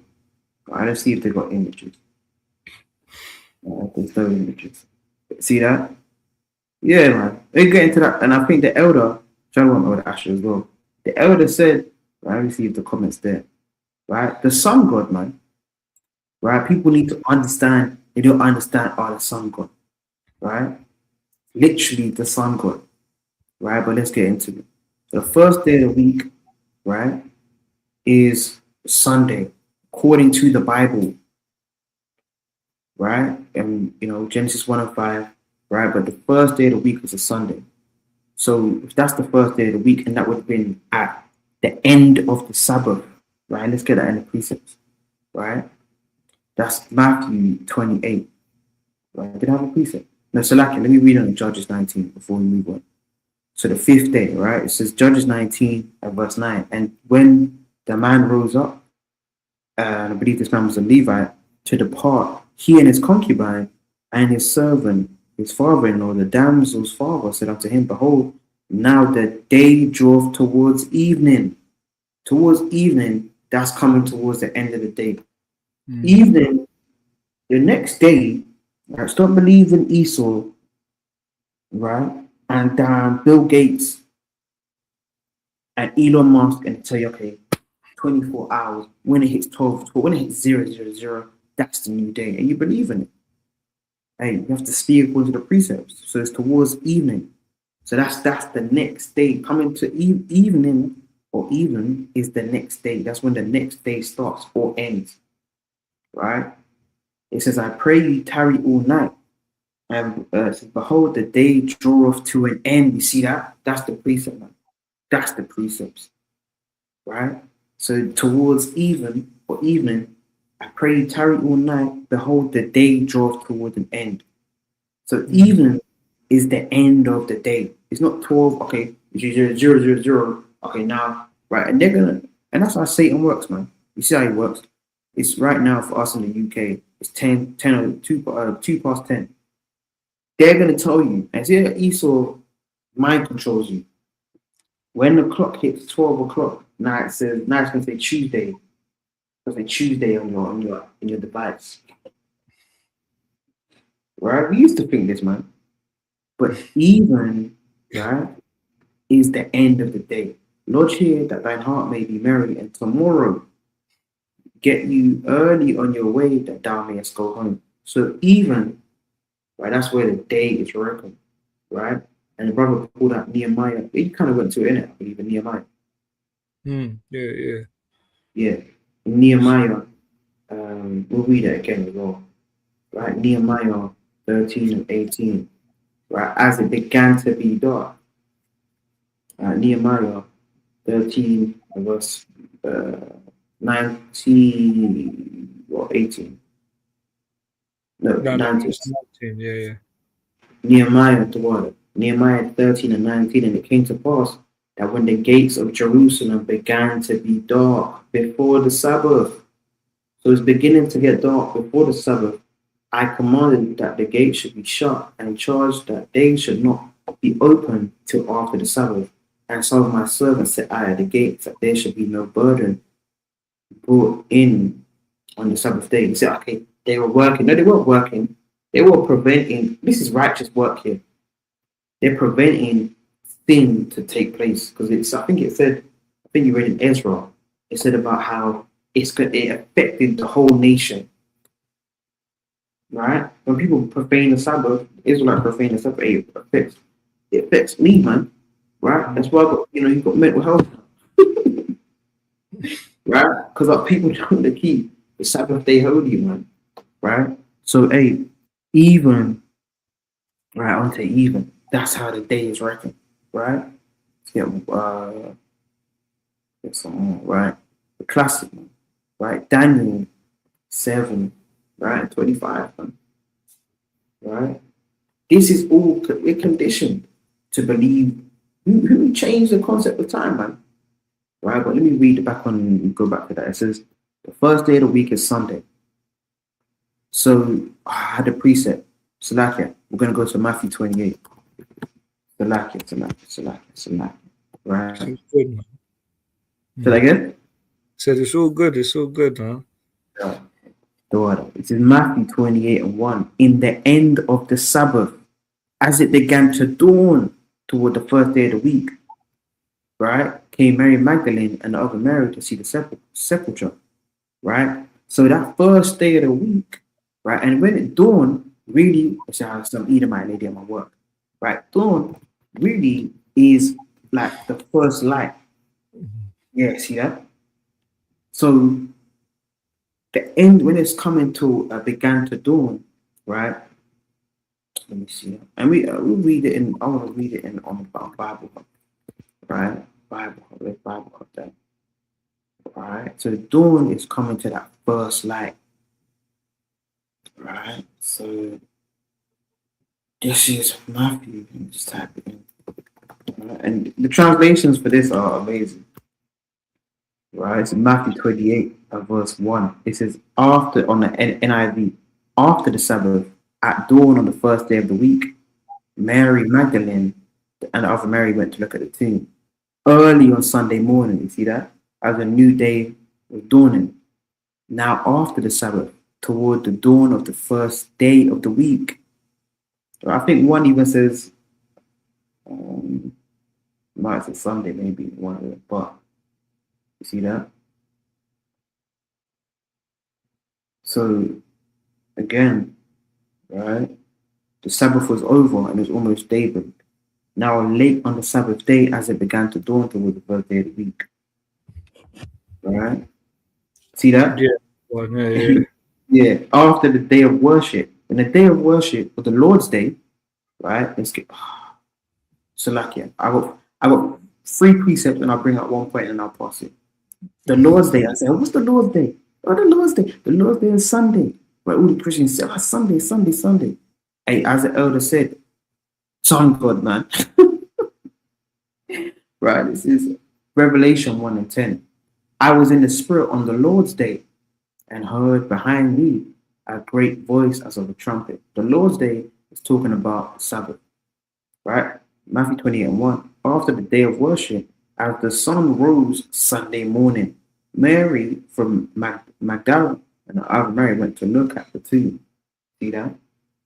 We even read it in the Greek, right? And quick point for people's research, you know, the church fathers, you know, Jerome, I believe, Papias, I think it is, right? 2 or 3 witnesses, and they mentioned that the book of Matthew was originally written in the Hebrew, right? Do your research. Matthew 28 and 1. After the Sabbath at dawn, you see that? So the Sabbath has passed. At dawn, right, is what? Right? Let's see. It says dawn refers to the early morning period when the first light appears in the sky just before the sun rises. And that's why it says that Yahushua, I believe it says, is a paraphrasing greatly, quote unquote, the son of, what's it? See that? Christ is the son. Yeah, morning stars like it, right? Really going into that first light, you know. He, like it says, we can get the precept, but he is his light obviously being pure, but really the morning star represents that first light, right? Which is Yahushua, man, right? Now they're saying Venus, right? That's what they say, though, right? But again, that's not biblical. So it represents the bringer of eternal life. Where is it, man? It just literally means first life, right? You're spot on. Yeah, see that? It says the morning star, right? Literally, the first light are distinct but closely related, right? So they're talking about Venus and that, right? Again, it's the first light. See that? Essentially, the morning star is the herald of first light because it appears just as the night ends. It historically symbolizes hope, enlightenment, and the dawning of a new day, right? So again, I'll line up my 3 points, right? My points. It says in the Greek, Matthew 28 and 1, after the Sabbath at dawn on the first day of the week, right? They came to the tomb, right? We read that, right? And then let's get Daniel 7, verse 25, the classic. It's Daniel, and he was, who's this? Oh, it's talking about Satan, right? Satan. Yes, it is, right? But it's double to that which is as well. This is Daniel 7 and 25. And he is talking about the Romans. Hey, the Romans exist today. and he shall speak great words against the Most High, and shall wear out the saints of the Most High, and think. And those that are still under this spell, they believe that they're still under this, and think to change times and laws, and they shall be given into his hands until a time and times and the dividing of time. Right? So we know, right? We know. Now I land on So, this point. no, Salaki, I didn't mean to do that. Just can you go back to yours?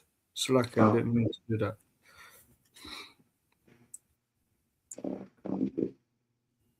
right. So who changed the Sabbath? Yeah, Salaki. The praises, right? So straight up and down, who changed Sabbath, man? Right? Did we change it? Oh, did we change? Hey, those Catholics, man.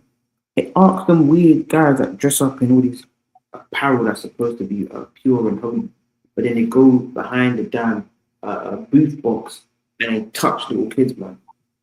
Right? Say, oh, that's a lie. That's hate. Hey, that's the truth. Man. That's what they do. Right? It says, who changed the Sabbath? The shift from the original Sabbath, Saturday Sabbath. Let me not. Hey, come on. Right? From the original Sabbath, Saturday Sabbath, see that? That's Satan.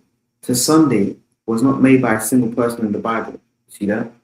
But instead it occurred over centuries, beginning with early Christians honoring the day of Christ's resurrection and later cemented. And Christ's resurrection was on the Sabbath, right?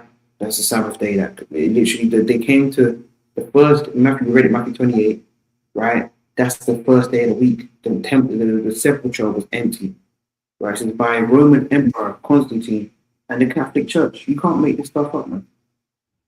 Well, I didn't even know to say the Catholic Church, but I thought you say Constantine. So again, we dealt with this, the first day that see, look at these people. So hold on. Look at it. I don't know if I'm being dumb, but it says Christians earn honoring the day of Christ's resurrection. But here they're saying Christ's resurrection. Oh, Christians, look, listen to that. Look at that. Listen to that as a cut. Who were primarily Israelites. The early Christians, first century AD Christians, they were Israelites. About primarily, they were Israelites. They converted because of Nero and all these other emperors that stopped us from keeping their laws. Began gathering on the first day of the week, Sunday. But the first day, that's where Paul said in Acts 20 that many sheep in wolves in sheep's clothing would destroy the church, basically. Right? But it says here, Roman Emperor Constantine, who legalized Christianity, and he was a Jake, issued the first civil law mandating Sunday as a day of public rest, right? And this is what it says, the vulnerable day of the sun, right? And I'll end on the point, right? So the vulnerable day of the sun, right? What's that? Right? See that? Pagan worship, right? Pagan worship. Venerability Dei Solis, right? See that? Paganism. Pagan roots. In ancient Roman and Babylonian calendars, the first day of the week was dedicated to honoring the sun, specifically the cult of Sol Invictus. And that's another image of Christ as well, the unconquered sun, which was popular among Roman soldiers and emperors. So they put that together to accommodate for the pagans and for the so-called, which were Israelites, right? That's what they were doing. It has nothing to do with the Bible. The can't go again. Yeah, Khan. It said there about Sol Invictus as well. That's look, pagan roots. In ancient Roman and Babylonian calendars, the first day of the week was dedicated to honoring the sun, specifically the cult of Sol Invictus, the unconquered sun, which was popular among Roman soldiers and emperors. So this is where it merged. This is where the Roman um, paganism merged with Christianity. And like it said, when you go up a bit, I think is it no on the last bit, sorry, on the last thing he had, it said that Constantine, he legalized Mm. Christianity. You see it? Yeah, there on the second one says Roman Emperor Constantine, who legalized Christianity.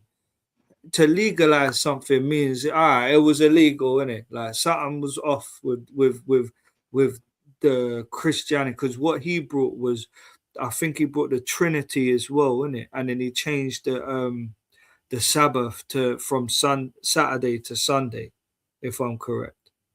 And so the Trinity really comes over like a number of different councils, you know, but his main one really was going into that. But there were councils involving like the divinity of Christ, you know, that Okay, were yeah. discussed. Yeah, Khan. So yeah, all around this time and this era, it was all about basically manipulating the scriptures in, for their worship, basically. And that's what we still see today. We still see today that, like Babylon and all these certain countries around the world, they still use the Bible and things in the Bible to determine like the days, you know, the holy their holidays as they call it. Do you know what I'm saying? So I just wanted to show something. I didn't think that that when I did the sharing thing, it would kind of take over. So Salakia for that. Still, I just wanted to just quickly just show something. Quick, can you see? Mm. Yeah, so sábado, yeah. Sábado is in Spanish. So Saturday in Spanish is sábado, yeah. So sábado is the Spanish and Portuguese word for Saturday. It refers to the seventh day of the week falling between Friday and Sunday. Yeah, it says unlike most other days of the week in Romance languages, which trace their roots to Roman gods and planets, Sabado has religious roots. It says etymology. The word comes from the Latin sabbatum, which originates from the ancient Greek sabbaton. Yeah, Hebrew origin. It says both of these ultimately derive from the Hebrew word Shabbat or Sabbath, which means Sabbath or day of rest. So even in the Spanish language, because remember they you know what I mean, eventually they were a major part of like the Western build up of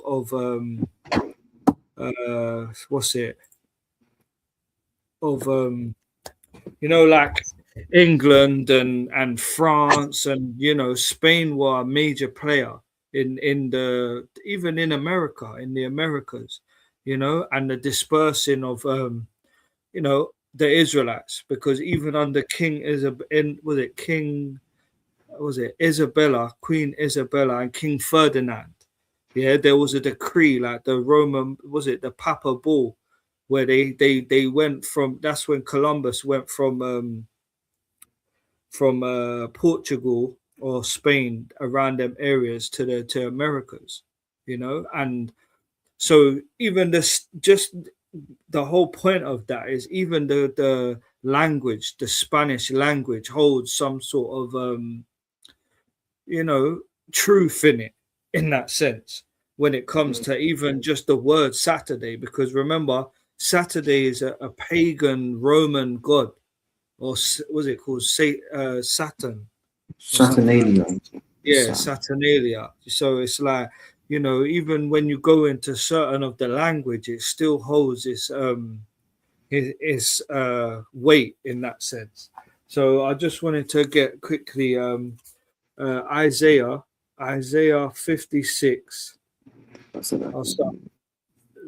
Sorry. Okay. Oh, you removed your thing, innit? Yeah. Can't. Hold on. And even real quick, Salakia, Go on. just to add to your point, same thing. Look what it says. In over 100 languages, the word for Sabbath is either a direct translation of the Hebrew word "shabbat" or serves as the name for the seventh day of the week. Khan. So going back to like even like in the beginning when the Most High created the days, it would have been day 1, day 2, day 3, day 4, day 5, day 6, Sabbath. The seventh day is actually called the Sabbath. Just so I'm saying, a day of rest, basically. Even like it's showing there in all different languages. So yeah. Go on. Yeah, Isaiah 56. Isaiah 56 and verse 1. Yeah. So it says, Thus saith Yahweh, keep ye judgment and do justice, for my salvation is near to come, and my righteousness to be revealed. Blessed is the man that doeth this, and the Son of Man that layeth hold on it, that keepeth the Sabbath from polluting it, and keepeth his hand from doing any evil. So yeah, like like we said, there shouldn't be cooking, no laborious works. You know what I'm saying? Even polluting it. Like, how do you pollute it? By defiling it, like by being unclean, can come in, because remember, it's a holy convocation.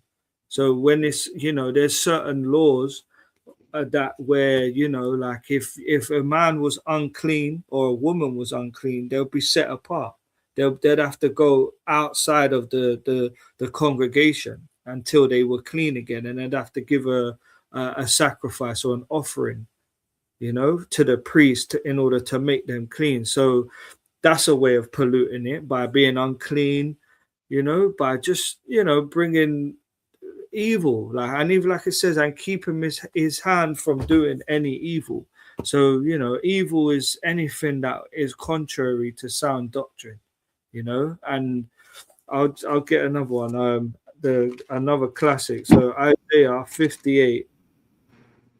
Isaiah 58 and 13, it says, If thou turn away thy foot from the Sabbath, from doing thy pleasure on my holy day, and call the Sabbath a delight, the holy of Yahweh honorable, and shall honor him, not doing thine own ways, nor finding thine own pleasure, nor speaking thine own words. So that's another precept that is a good discernment of what you can do.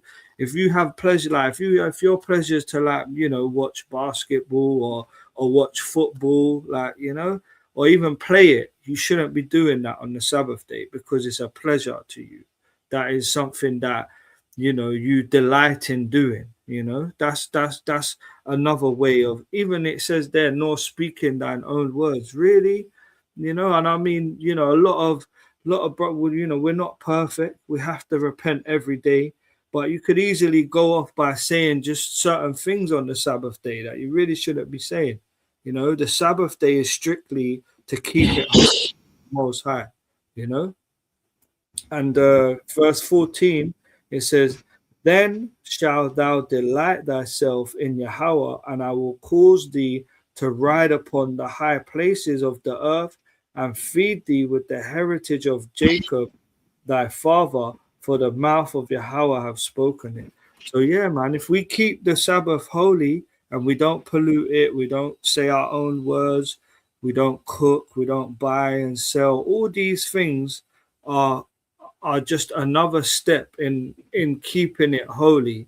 And reading, that's the main thing. If you're not out on the highways and byways, like if you're a sister, you may be home with the children, reading, man. Reading is very important, because that's another another understanding of that word convocation, is reading. So if you're not out hearing the words on the highways and byways, or even on like the breakdown on YouTube, Sabbath lessons and stuff, get into reading, man. This is how you keep the Sabbath day holy, because I'll get one more. I don't know if you're going to go to it, but, it's very, very important. Like the brothers mentioned at the beginning, was it first Maccabees? Or was it second? There's second Maccabees, chapter 6 and verse 10. Yeah, Second Maccabees chapter 6. I won't even start at 10. I'll start at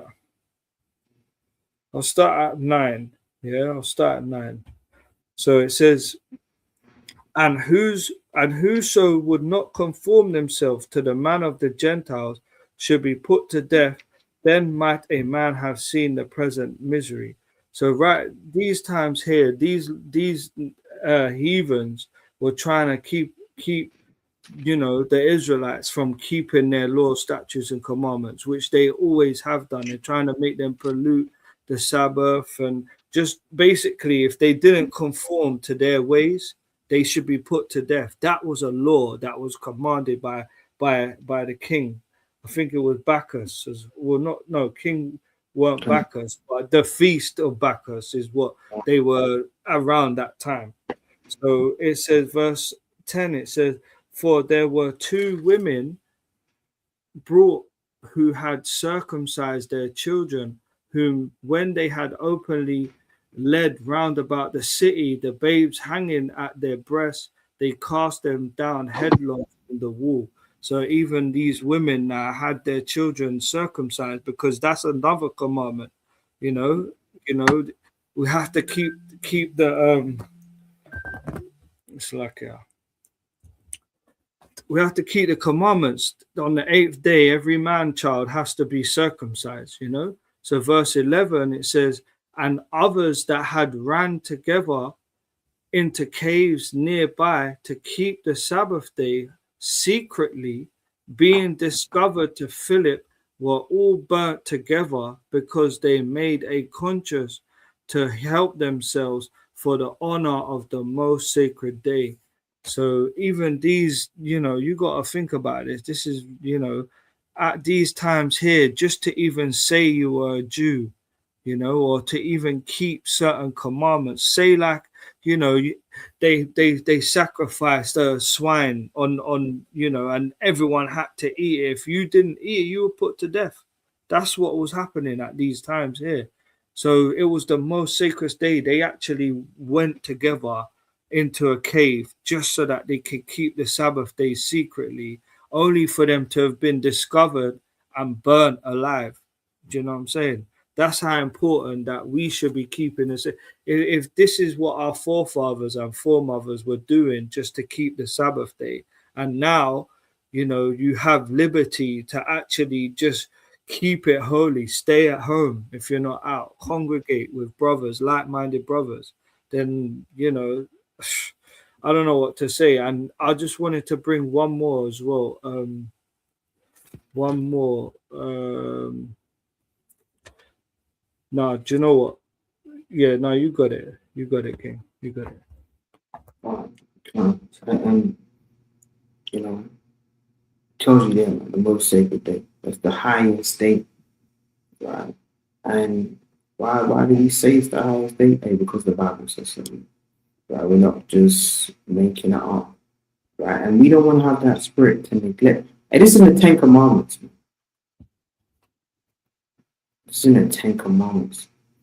Jesus is my Sabbath. Exodus 20:8. Remember the Sabbath day to keep it holy. So it's supposed to be a holy day, set apart. Without just neglecting. Oh, it's just nothing. That's the Old Testament. They talk about 10 Commandments. Verse 9, 6 days shall I labor and do all thy work. But the seventh day is the Sabbath day of the Lord thy God. In it thou shalt not do any work, right? Labor's work. Thou nor thy son nor thy daughter, thy manservant nor thy maidservant, nor thy cattle, nor thy stranger that is within thy gates. So, verse 11, for in 6 days the Lord made heaven and earth, the sea and all that in them is, and rested the Sabbath day. The seventh day, which again, Sabbath 7, rested the seventh day, wherefore the Lord blessed the Sabbath day and hallowed it. So that Sabbath day or seventh day is a day that's set apart, set hallowed from all other days, right? And you need to get with the Most High's program, right? Trying to follow the scriptures, and you need to get with the program. Right? Can't be neglecting the highest day, right? You buy chicken and chips, man, right? And it's allowed. right? On the Sabbath, right? Well, that's on the Sabbath. But Christians say it's Sunday, and they just doing God knows what. So this is the book of, I think it's verse 32. Right, so that's it's the book of Sirach, chapter 33, verse, I'll start verse 8. Sirach 33 and verse number 8. By the knowledge of the Lord, they were distinguished. He altered seasons and feasts. Right? So again, like even feast days, man, the brother's gone into it before. There, and if you don't, you're not keeping according to the scriptures, man. You're gonna fall out of a season with feast days, and you're gonna be in sin because the feast days are there for an appointed time. Verse 9 it says, "Some of them have you made high days and hallowed them, and some of them have you made ordinary days." Right? So there's days that are ordinary days. Sabbath day is not one of them. Right? And let's go into that whole point. Christ said about, it's good to do good on the Sabbath, man. Right? So, say you have don't make the laws grievous, man. Right? And don't be over righteous. Right? You're damn. The book of Sirach 7 and verse 16. It says, "Be not righteous over much, neither make thyself over wise. Why shouldst thou destroy thyself?" Right? You got a newborn baby. The baby just come out of the womb. Shabbat, Shabbat, Shabbat. Tapping the table. Your baby is gasping. Hey, you and heat that milk up, man. Right? I'm not gonna heat the milk up. He has to keep the commandments. And you're not moving in the spirit of Yahweh Shai. Right? That's grievous, right? Oh, your child, and again, context was I click that and say, okay, he said you can break the Sabbath. No, because it's obviously context. Your child that you maybe have a child that's 7 years old. He wants down fish fingers, right? He wants it fried. The Baba Kashar, I want 7 fish fingers, Baba Kashar, and you're heating it up. Oh, it's good to do good in the Sabbath. They know. Does he need that right now? Right? What does it say, man? Don't forget the milk, man. They need the milk, right? What's that? First Peter, right? 2 maybe, right? See that? And that's the spirit of the scriptures, man. First Peter 2 and 2. As newborn babes, desire the sincere milk of the word that you may grow thereby. So the Sabbath day, that's the milk. Giving your child literal milk, hey, they need that. Oh, I say no, he doesn't need that, man. Right? Damn, trying to give him down some steak, man. And he ain't even got any teeth. Right? That's being over righteous, man. Christ said, let's read it. Right? It's in Matthew 12. And this doesn't mean now you're using Matthew 12, you're rubbing your hands. See. My woman, she needs pleasure, man. She needs pleasure on the Sabbath, man. You're rubbing your hands. You're damn saying, oh yeah, my woman, man. She said she asked me, man. She said it's the Sabbath day. And she's down reading. She's saying, look, see, Matthew 12, you're confounded. You've been confounded. You don't know what does that mean? Oh, Matthew 12, man. She needs pleasure. You're damn, now you're missing carrot. You're just freaking off. Oh, you're saying, oh, man. I have to do good on the Sabbath, man. I have to do good. And we just read Isaiah 58 verse 13, man. Brother rubbing their mix. Oh, it's a Sabbath, man. Sabbath, man. And she just said that's off. It's Matthew 12 and 1. All right. At that time, Yahushua went on the Sabbath day through the corn, and his disciples were an hungered and began to pluck the ears of corn and to eat. They say, oh yeah, see, that's off. God, they're working. Hey, firstly, the spirit of this, they were an hungered. And they say, okay, starve. Hey, that's over righteous, man. Where's the sin? Okay, you picked up a grape. Now you got down 10. And that's what a black Hebrew Israelite would do, man. Right? Now they come and trying to stone you, man. Right? What was that precept, man? Again, you want to move in the spirit of that, man. Right? And of the scriptures. And that's exactly what Yahushua would do. Right? Brother say, oh, I'm kind of hungry. Hey, dude. Now you're trying to pick the apple for a brother. Brother say, you're going off. Right? What's that, man? First Maccabees. Because if you're being over righteous on the Sabbath, and they say, I'm not going to fight. Right? First Maccabees. You're going to die. Did he even come against you on the Sabbath day? Oh, no. Hey, keep it holy. Right? Now you're wondering why they damn put you on some damn wall like they did Saul and Jonathan, man. Right? So, yeah, look. And they put Khan at the top. Right? This is First Maccabees, chapter 2, and I'll start from verse, let's say I'll start from verse number 32. It says, this is First Maccabees 2 and verse 32. They pursued after them a great number, and having overtaken them, they encamped against them and made war against them on the Sabbath day, man. So you might have to go to war on the Sabbath day, man, right? In the times of perilousness that have to come. Our brother saying, no, it's Sabbath day. Hey, so you're gonna, now your children, you're dead, right? Your wife's being defiled by some damn Ishmaelite, right? Because, oh, no, we don't keep.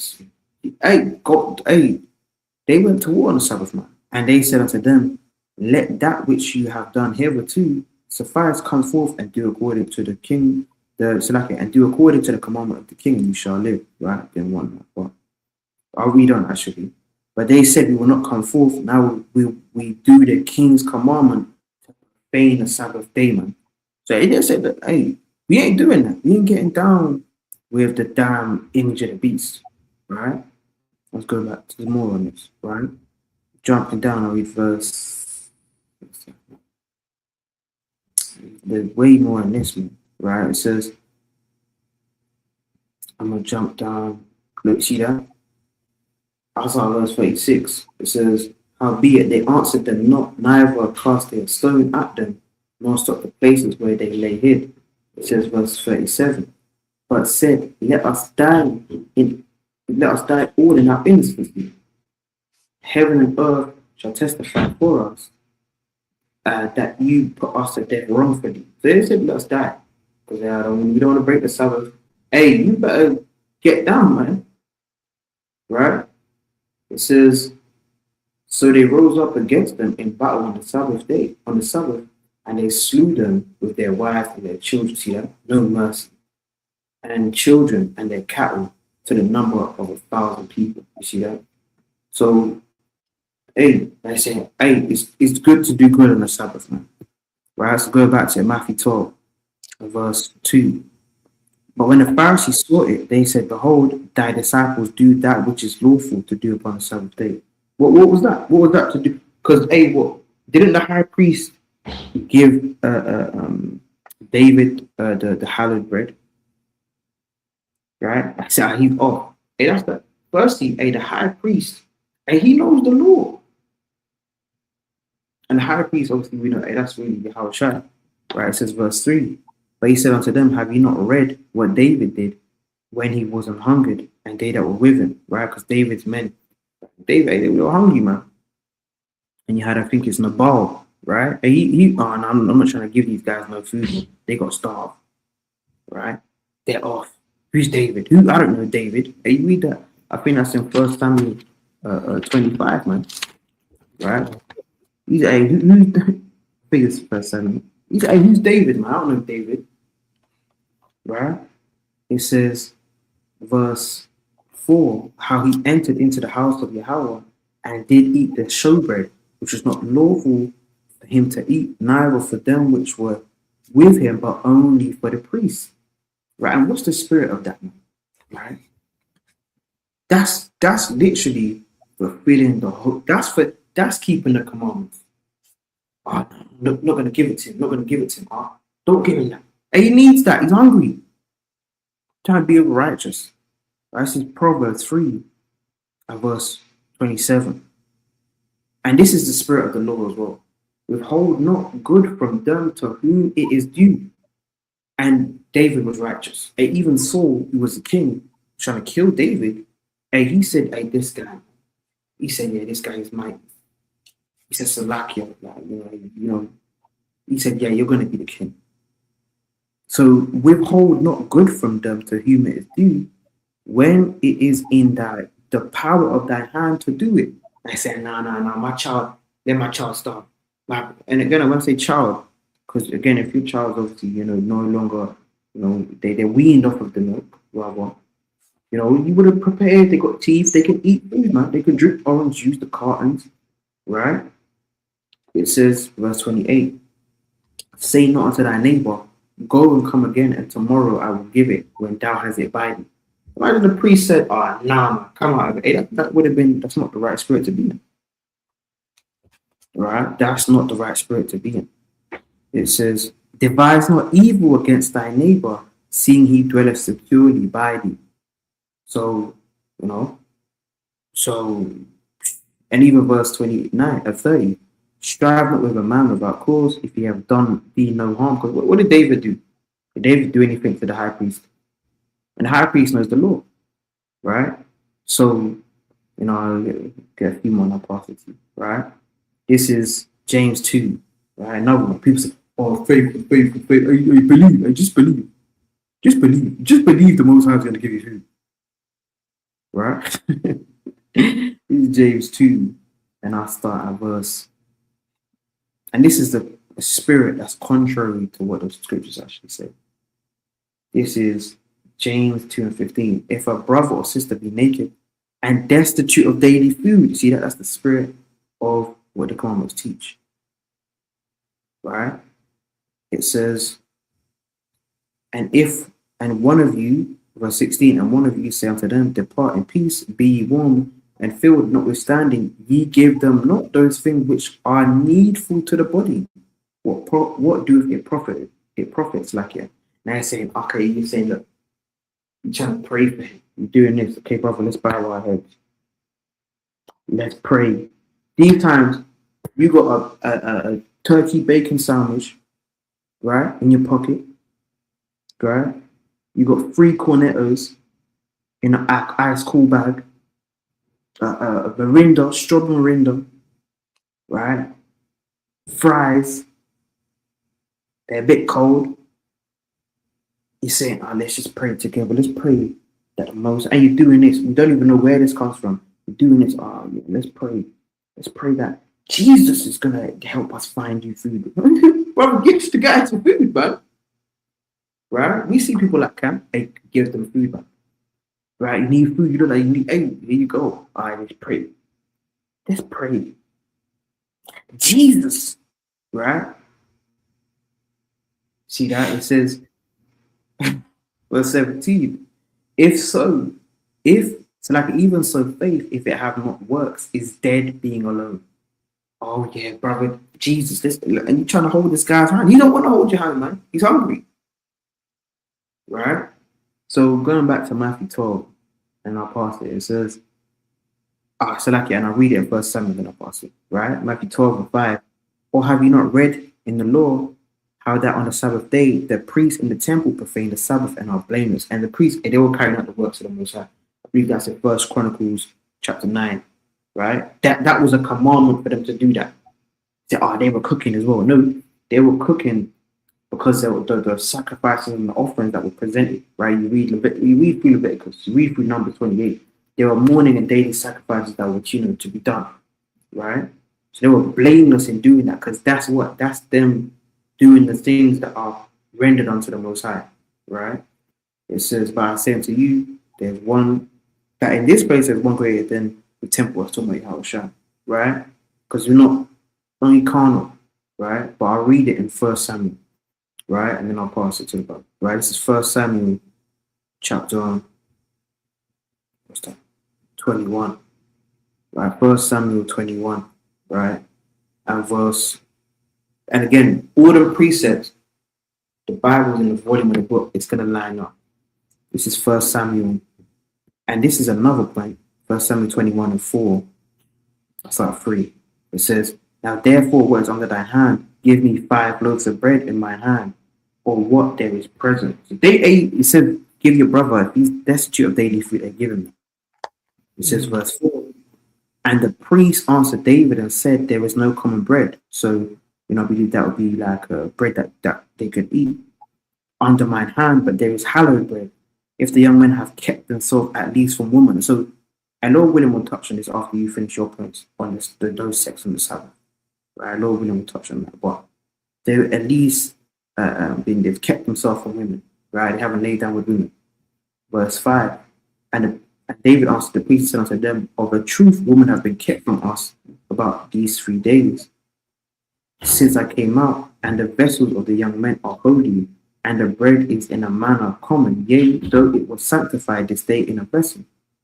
It says, so the priest gave him hallowed bread, right? And that's supposed to be for the priest, but what's the priest moving in? In the actual spirit of the Lord.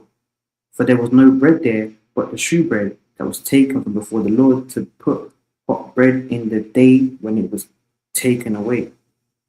See, so they ate, man. They ate. Well, I ain't you got it, King. Yeah, Khan. The what you're saying, what you're going into about Yahushua as well, and how when it said that they plucked from the corn, like because they were hungered, like that's even when you go into the law, that's that's a law as well. When you go to Deuteronomy chapter 23 and verse 24.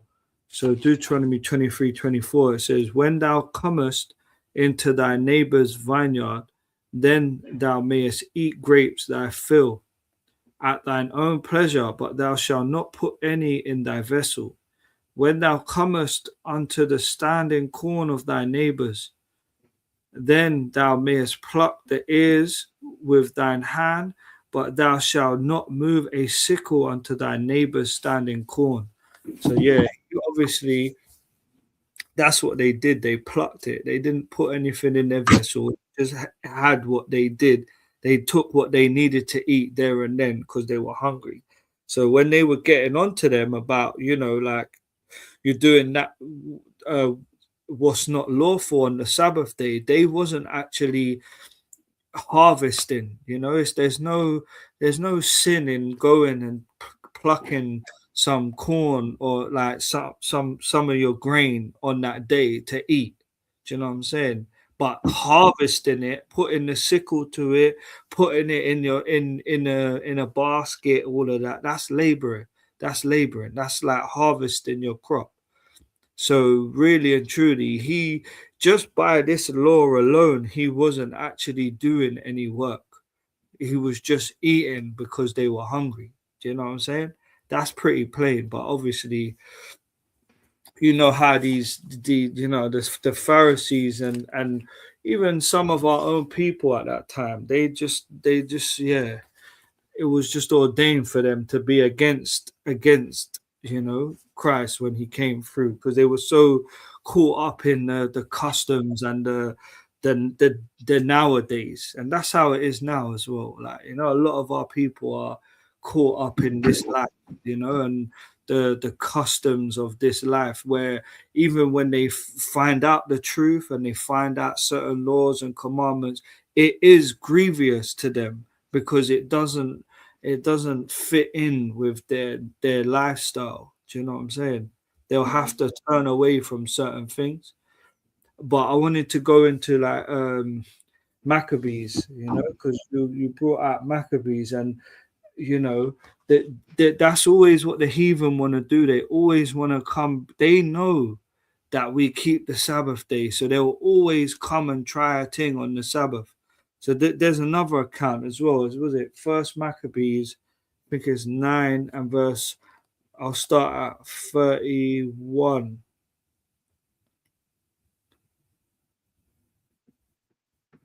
I'll start at 29. I'll start at 29, and I'll kind of read a quick bit fast. It says, since thy brother, First Maccabees 9:29, it says, since thy brother Judas died, we have no man like him to go forth against our enemies and Bacchides and against them of our nation that are adversary to us. So there is, the brothers were like, look, Judas just died. We don't know, we don't have anyone to lead us now, innit? So this is where they put forth Jonathan as a leader. So verse 27, so was there great affliction in Israel, the like whereof was not since the time that a prophet was not seen amongst them. For this cause all Judah's friends came together and said unto Jonathan, since thy brother Judas died, we have no man like him. Salakia, I kind of went back and read the same thing. Salakia, verse 30. Yeah, it says, now therefore we have chosen thee this day to be our prince and captain in his stead, that thou mayest fight our battles. Upon this, Jonathan took the governance upon him at that time and rose up in the stead of his brother Judas. Verse 32, but when Bacchides gat knowledge thereof, he sought for to slay him. So when Bacchides heard that they've put Jonathan now as the leader, when Judas had died, it kind of vexed him, innit? Like it always does. Anytime, there's a leader in Israel that, has come for the betterment of our people, the heathens hate it. They always get mad. So it says, verse 33, it says, then Jonathan and Simon and his brother and all that were with him, perceiving that, fled into the wilderness of Phekor and pitched their tents by the water of the pool Asphar, which when Bacchides understood, he came near to Jordan with all his hosts upon the Sabbath day. So it's like these lot know the Sabbath day. They know we're trying to keep it holy, innit? So they will always try and come on a day where they think they can come, and catch us off guard. But remember, after that account that you brought out, they made a decree that literally if anyone comes and wars with us on the Sabbath day, we're going to fight. We're going to fight for our lives and laws. And that's how it is now as well on the Sabbath day. And, we get a lot of demons and a lot of, like mad spirits that want to, because they hate righteousness, as soon as they feel any sort of light, because they're in so much darkness, that light is kind of blinding them. They can't take it. It's like, like there's a precept where it says about, like waking someone from a sound sleep. It's like that. It's like waking someone from a deep sleep and just putting them straight out into the sunlight. Do you know what I'm saying? They can't take it. There's like kind of a level to it. You kind of got to build up in this. You know what I'm saying? And that's another thing why they, and I'll get two more. I'll say Judith 5 and 20. Yeah. Mm-hmm. So Judith 5 and 20, because again, these nations have made a decree against us. Like where the fact that they keep us in sin is when they're able to do what they keep on top. They're ruling. They get to make laws and change this and change that at the account of us falling, basically. So this is Judith 5 and 20. It says, now therefore my lord governor, if there be any error in this people and they sin against their God, let us consider that this shall be their ruin, and let us go up and we shall overcome them. And that's what Bacchides done. That's what Nicanor done. That's what all these Haman done it as well. All these nations, they do that because they know when we sin, the Most High is not with us. So verse 21, it says, but if there be any iniquity in their nation, let my Lord now pass by, lest their Lord defend them, and their God be for them, and we become a reproach before all the world. And that's a mighty one there as well. Because when we keep like even just the Sabbath day, what this whole lesson's about, when we keep the Sabbath day, the Most High is gonna watch over us. He's gonna, the other nations and our enemies will become a reproach to us. You know what I'm saying? Like we shouldn't feel in any way about these other nations. And another thing I just wanted to point as well is another thing about the fire and the incense. Yeah, so this is Second Chronicles chapter 2 and verse 4. Second Chronicles Mm. chapter 2 and verse 4. And um, it reads, Behold, I build an house to the name of Yahweh my God, to dedicate it to him, and to burn before him sweet incense, and for a continual showbread, and for the burnt offerings morning and evening, on the Sabbaths and on the new moons, and on the solemn feasts of Yahweh our God. This is an ordinance forever to Israel. So obviously we don't have a temple again. We don't have a high priest, but we are the priest now. So you're allowed to burn incense in your house, on the Sabbath day, because that's what it was. And I'll just get another one as well. First Peter, I think it's First Peter chapter 2 and verse 9. Yeah, so First Peter chapter 2 and verse 9, it says, But ye are a chosen generation, a royal priesthood, and holy nation, a peculiar people, that ye should show forth the praises of him who have called you out of darkness into his marvelous light. And even going into the incense, and how we should show forth our praises. The incense is like the prayers, do you know what I'm saying, of the saint. So, you're also allowed to burn incense on, not sage or any of these other, because it's the spirit as well that you're coming in. It's like, it's the Sabbath day, it's the Lord's day. You'll burn incense because that was a sweet savior to the Most High. The Most High loves incense. He even wanted it on his offerings. Some of the offer, like you can eat incense as well. You can digest ingest, shall I say, incense. You can mix it with your tea. That the proper incense, the resin one, not the cheapy one that you see like in the market. Like even Esau is selling incense. You know what I'm saying? With some crushed up twigs and that, saying it's incense and frankincense and myrrh and that, but not that. I'm talking about the real resin, the Right. blocks. Yeah, you can eat that as well, or put it in your tea. So yeah, all praises to the Most High. You got it, King. Con and yeah, man. That's you can burn the incense, man. Right. Wow, right. You can burn the incense, man, and you know, chiefly, very briefly, right? It's Matthew 12 and 8. It says, "For the Son of Man is the Lord even of the Sabbath." Does that mean, okay, well, because Christ is the Lord of the Sabbath, I don't keep it? No, right? If somebody is the Lord of something, hey, he is the what, man? Like, right, that's him being the high priest, right? Because, you know, even when you read, right, these are precepts people don't read, right? Again, but everyone, you might be new in this thing, coming into this thing, whatever.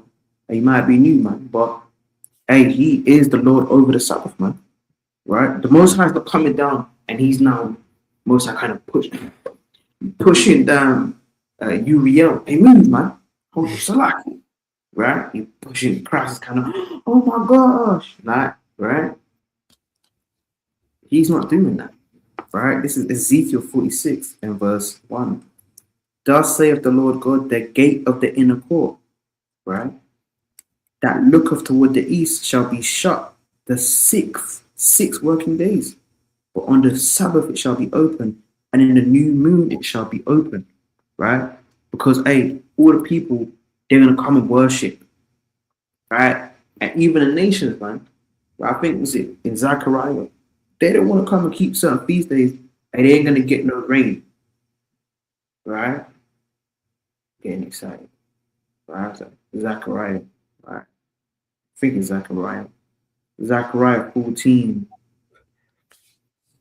right? And verse, what's that?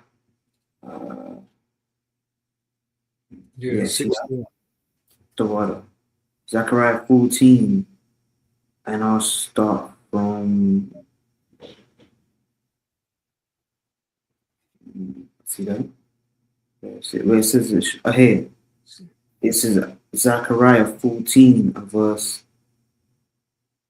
yeah, see that? Let's see that. It's Zechariah 14 and 16. I'm going to jump down. It says, and it shall come to pass that every one that is left of all the nations which came against Jerusalem shall. And why do the Christians read this? That is at Revelation 2 as well. Shall even go up from year to year to worship the King, the Lord of hosts, and keep the Feast of Tabernacles. The certain feast days they're going to have to keep, right? Jumping down to verse 18. It says, and if the family of Egypt go not up and come not, that have no rain. So like verse 4, right? Ain't gonna get rain, man. Yeah, see that verse 17, and it the water came because you said 16 in it. Okay. Yeah, Khan, all praises.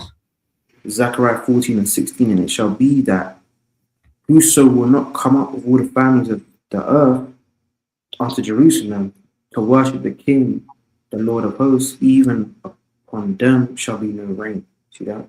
So in the kingdom, the new moon, right? Ain't gonna be working. That shows you ain't gonna be working on the damn new moon, man. Should be working on the new moon, right? You can get it off. Hey, you understand we're in our captivity, but hey, the Sabbath day, right? You wanna, hey, you can get it off, man, right? These are days we wanna reverence, man, and be in the spirit of, man, right? Though we are in the land of our captivity, right? Hey, book it off, man, right? If you can, right? Reading on in Ezekiel 46 and 2. And the prince, so like the prince, his eyes, Ezekiel 46 and 2, and the prince, that's Yahushua, shall enter by the way of the porch. And again, and that's spiritual, man. We read John 10, a Christ walked on Solomon's porch, right? I believe that is Solomon, yeah. Verse reading on, and the prince shall enter by the way, and this shows you the law is spiritual, man, right? So like it, right?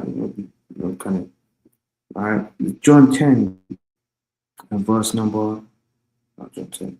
John 10 and verse, see that? It was 22 if you want the. Yeah, see that? My brain just froze. Yeah, praises, man. Well, John 10 and 23. And Yahushua walked in the temple in Solomon's porch. See that? So going back to it, the prince shall enter by the way of the porch of the gate without, and shall stand by the post of the gate, and the priest shall prepare his burnt offering and his peace offerings, and he shall worship at the threshold of the gate. Then he shall go forth, but the gate shall not be shut until the even. See that? It says, verse 3, likewise the people of the land shall worship at the door of this gate before the Lord in the Sabbaths and in the new moons.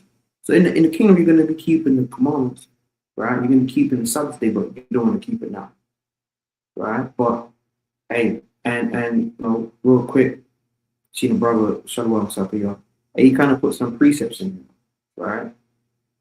About profaning the Sabbath, right? Ezekiel 22 and 8, thou hast despised my holy things and profaned my Sabbaths. Ain't no sex on the Sabbath, right? Because again, there's laws of uncleanness. If you're unclean, hey, you're not coming to camp. You're dirty. Well, not literally dirty, but you're unclean from the seed of population, right? Verse 10. Indeed, they have uncovered thy father's shame, and indeed, They have humbled her that was set apart for uncleanness. You see that? And even when a woman's on her flower, or a man, when you stepped on that same bed as his woman, they be unclean. It says, so, do you have anything more, Kim? Huh, Slakia? That's it for me, I'd say. Like, in terms of that. You know.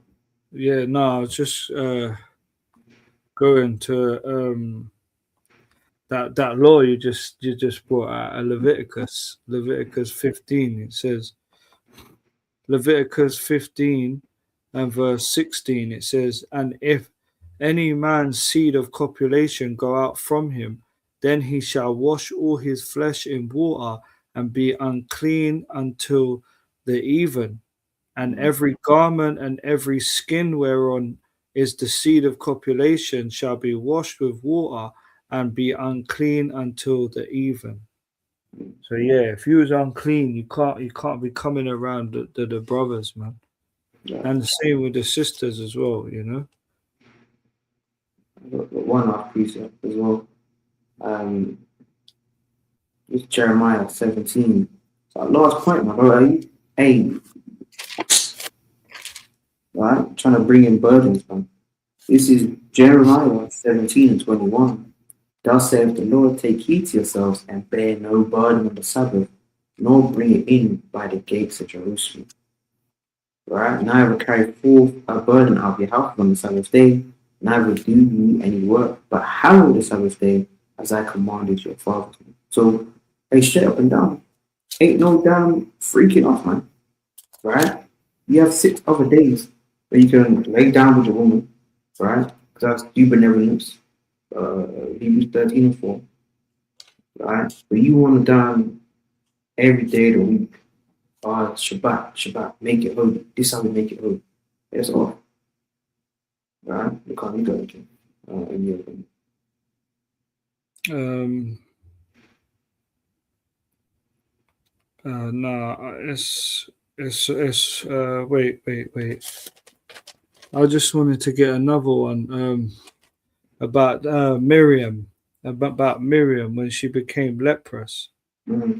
She was unclean because leprosy is an unclean, uh, plague, as they would say.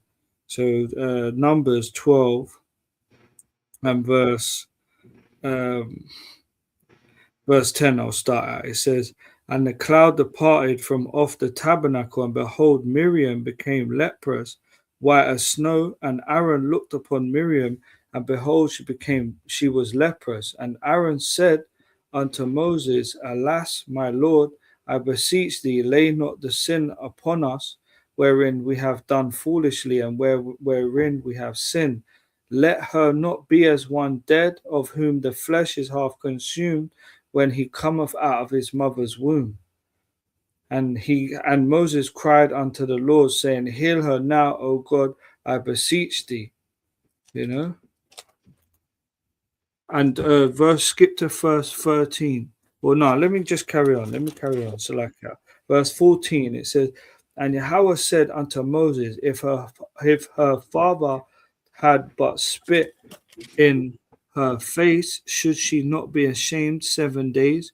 Let her be shut out from the camp 7 days, and after that let her be received in again. And Miriam was shut out from the camp 7 days, and the people journeyed not till Miriam was brought in again. So yeah, that's showing you that if you was unclean, you'd be put you'll be cut out of the camp, basically. You put outside the camp. Even when it goes down to like the temple and that, like the plague, the plague of houses and that. When you read into the plague of houses, if a plague was in a house, then they'll shut up the house and they'll come back in a week. And if the plague has spread, the priest would condemn the house, and they'd have to tear down what it is, bricks or whatever. But with those bricks, they would take it outside the camp Right. because it's unclean. You get it? So that's just another another like little precept on the fact that yeah, no sex on the Sabbath because you'll be unclean, you know? Hey, all praise to the Most High, man. Lord willing, hey, Lord willing, that will edify, man. Lord willing, now you know the do's and don'ts, man. Sabbath, man. Washing your shirt, man. And hey, Lord willing, we'll have more lessons, more sincere milk, more lessons, man. But hey, praise to the Most High, you're washing your shirt. That's a common show, Shalom.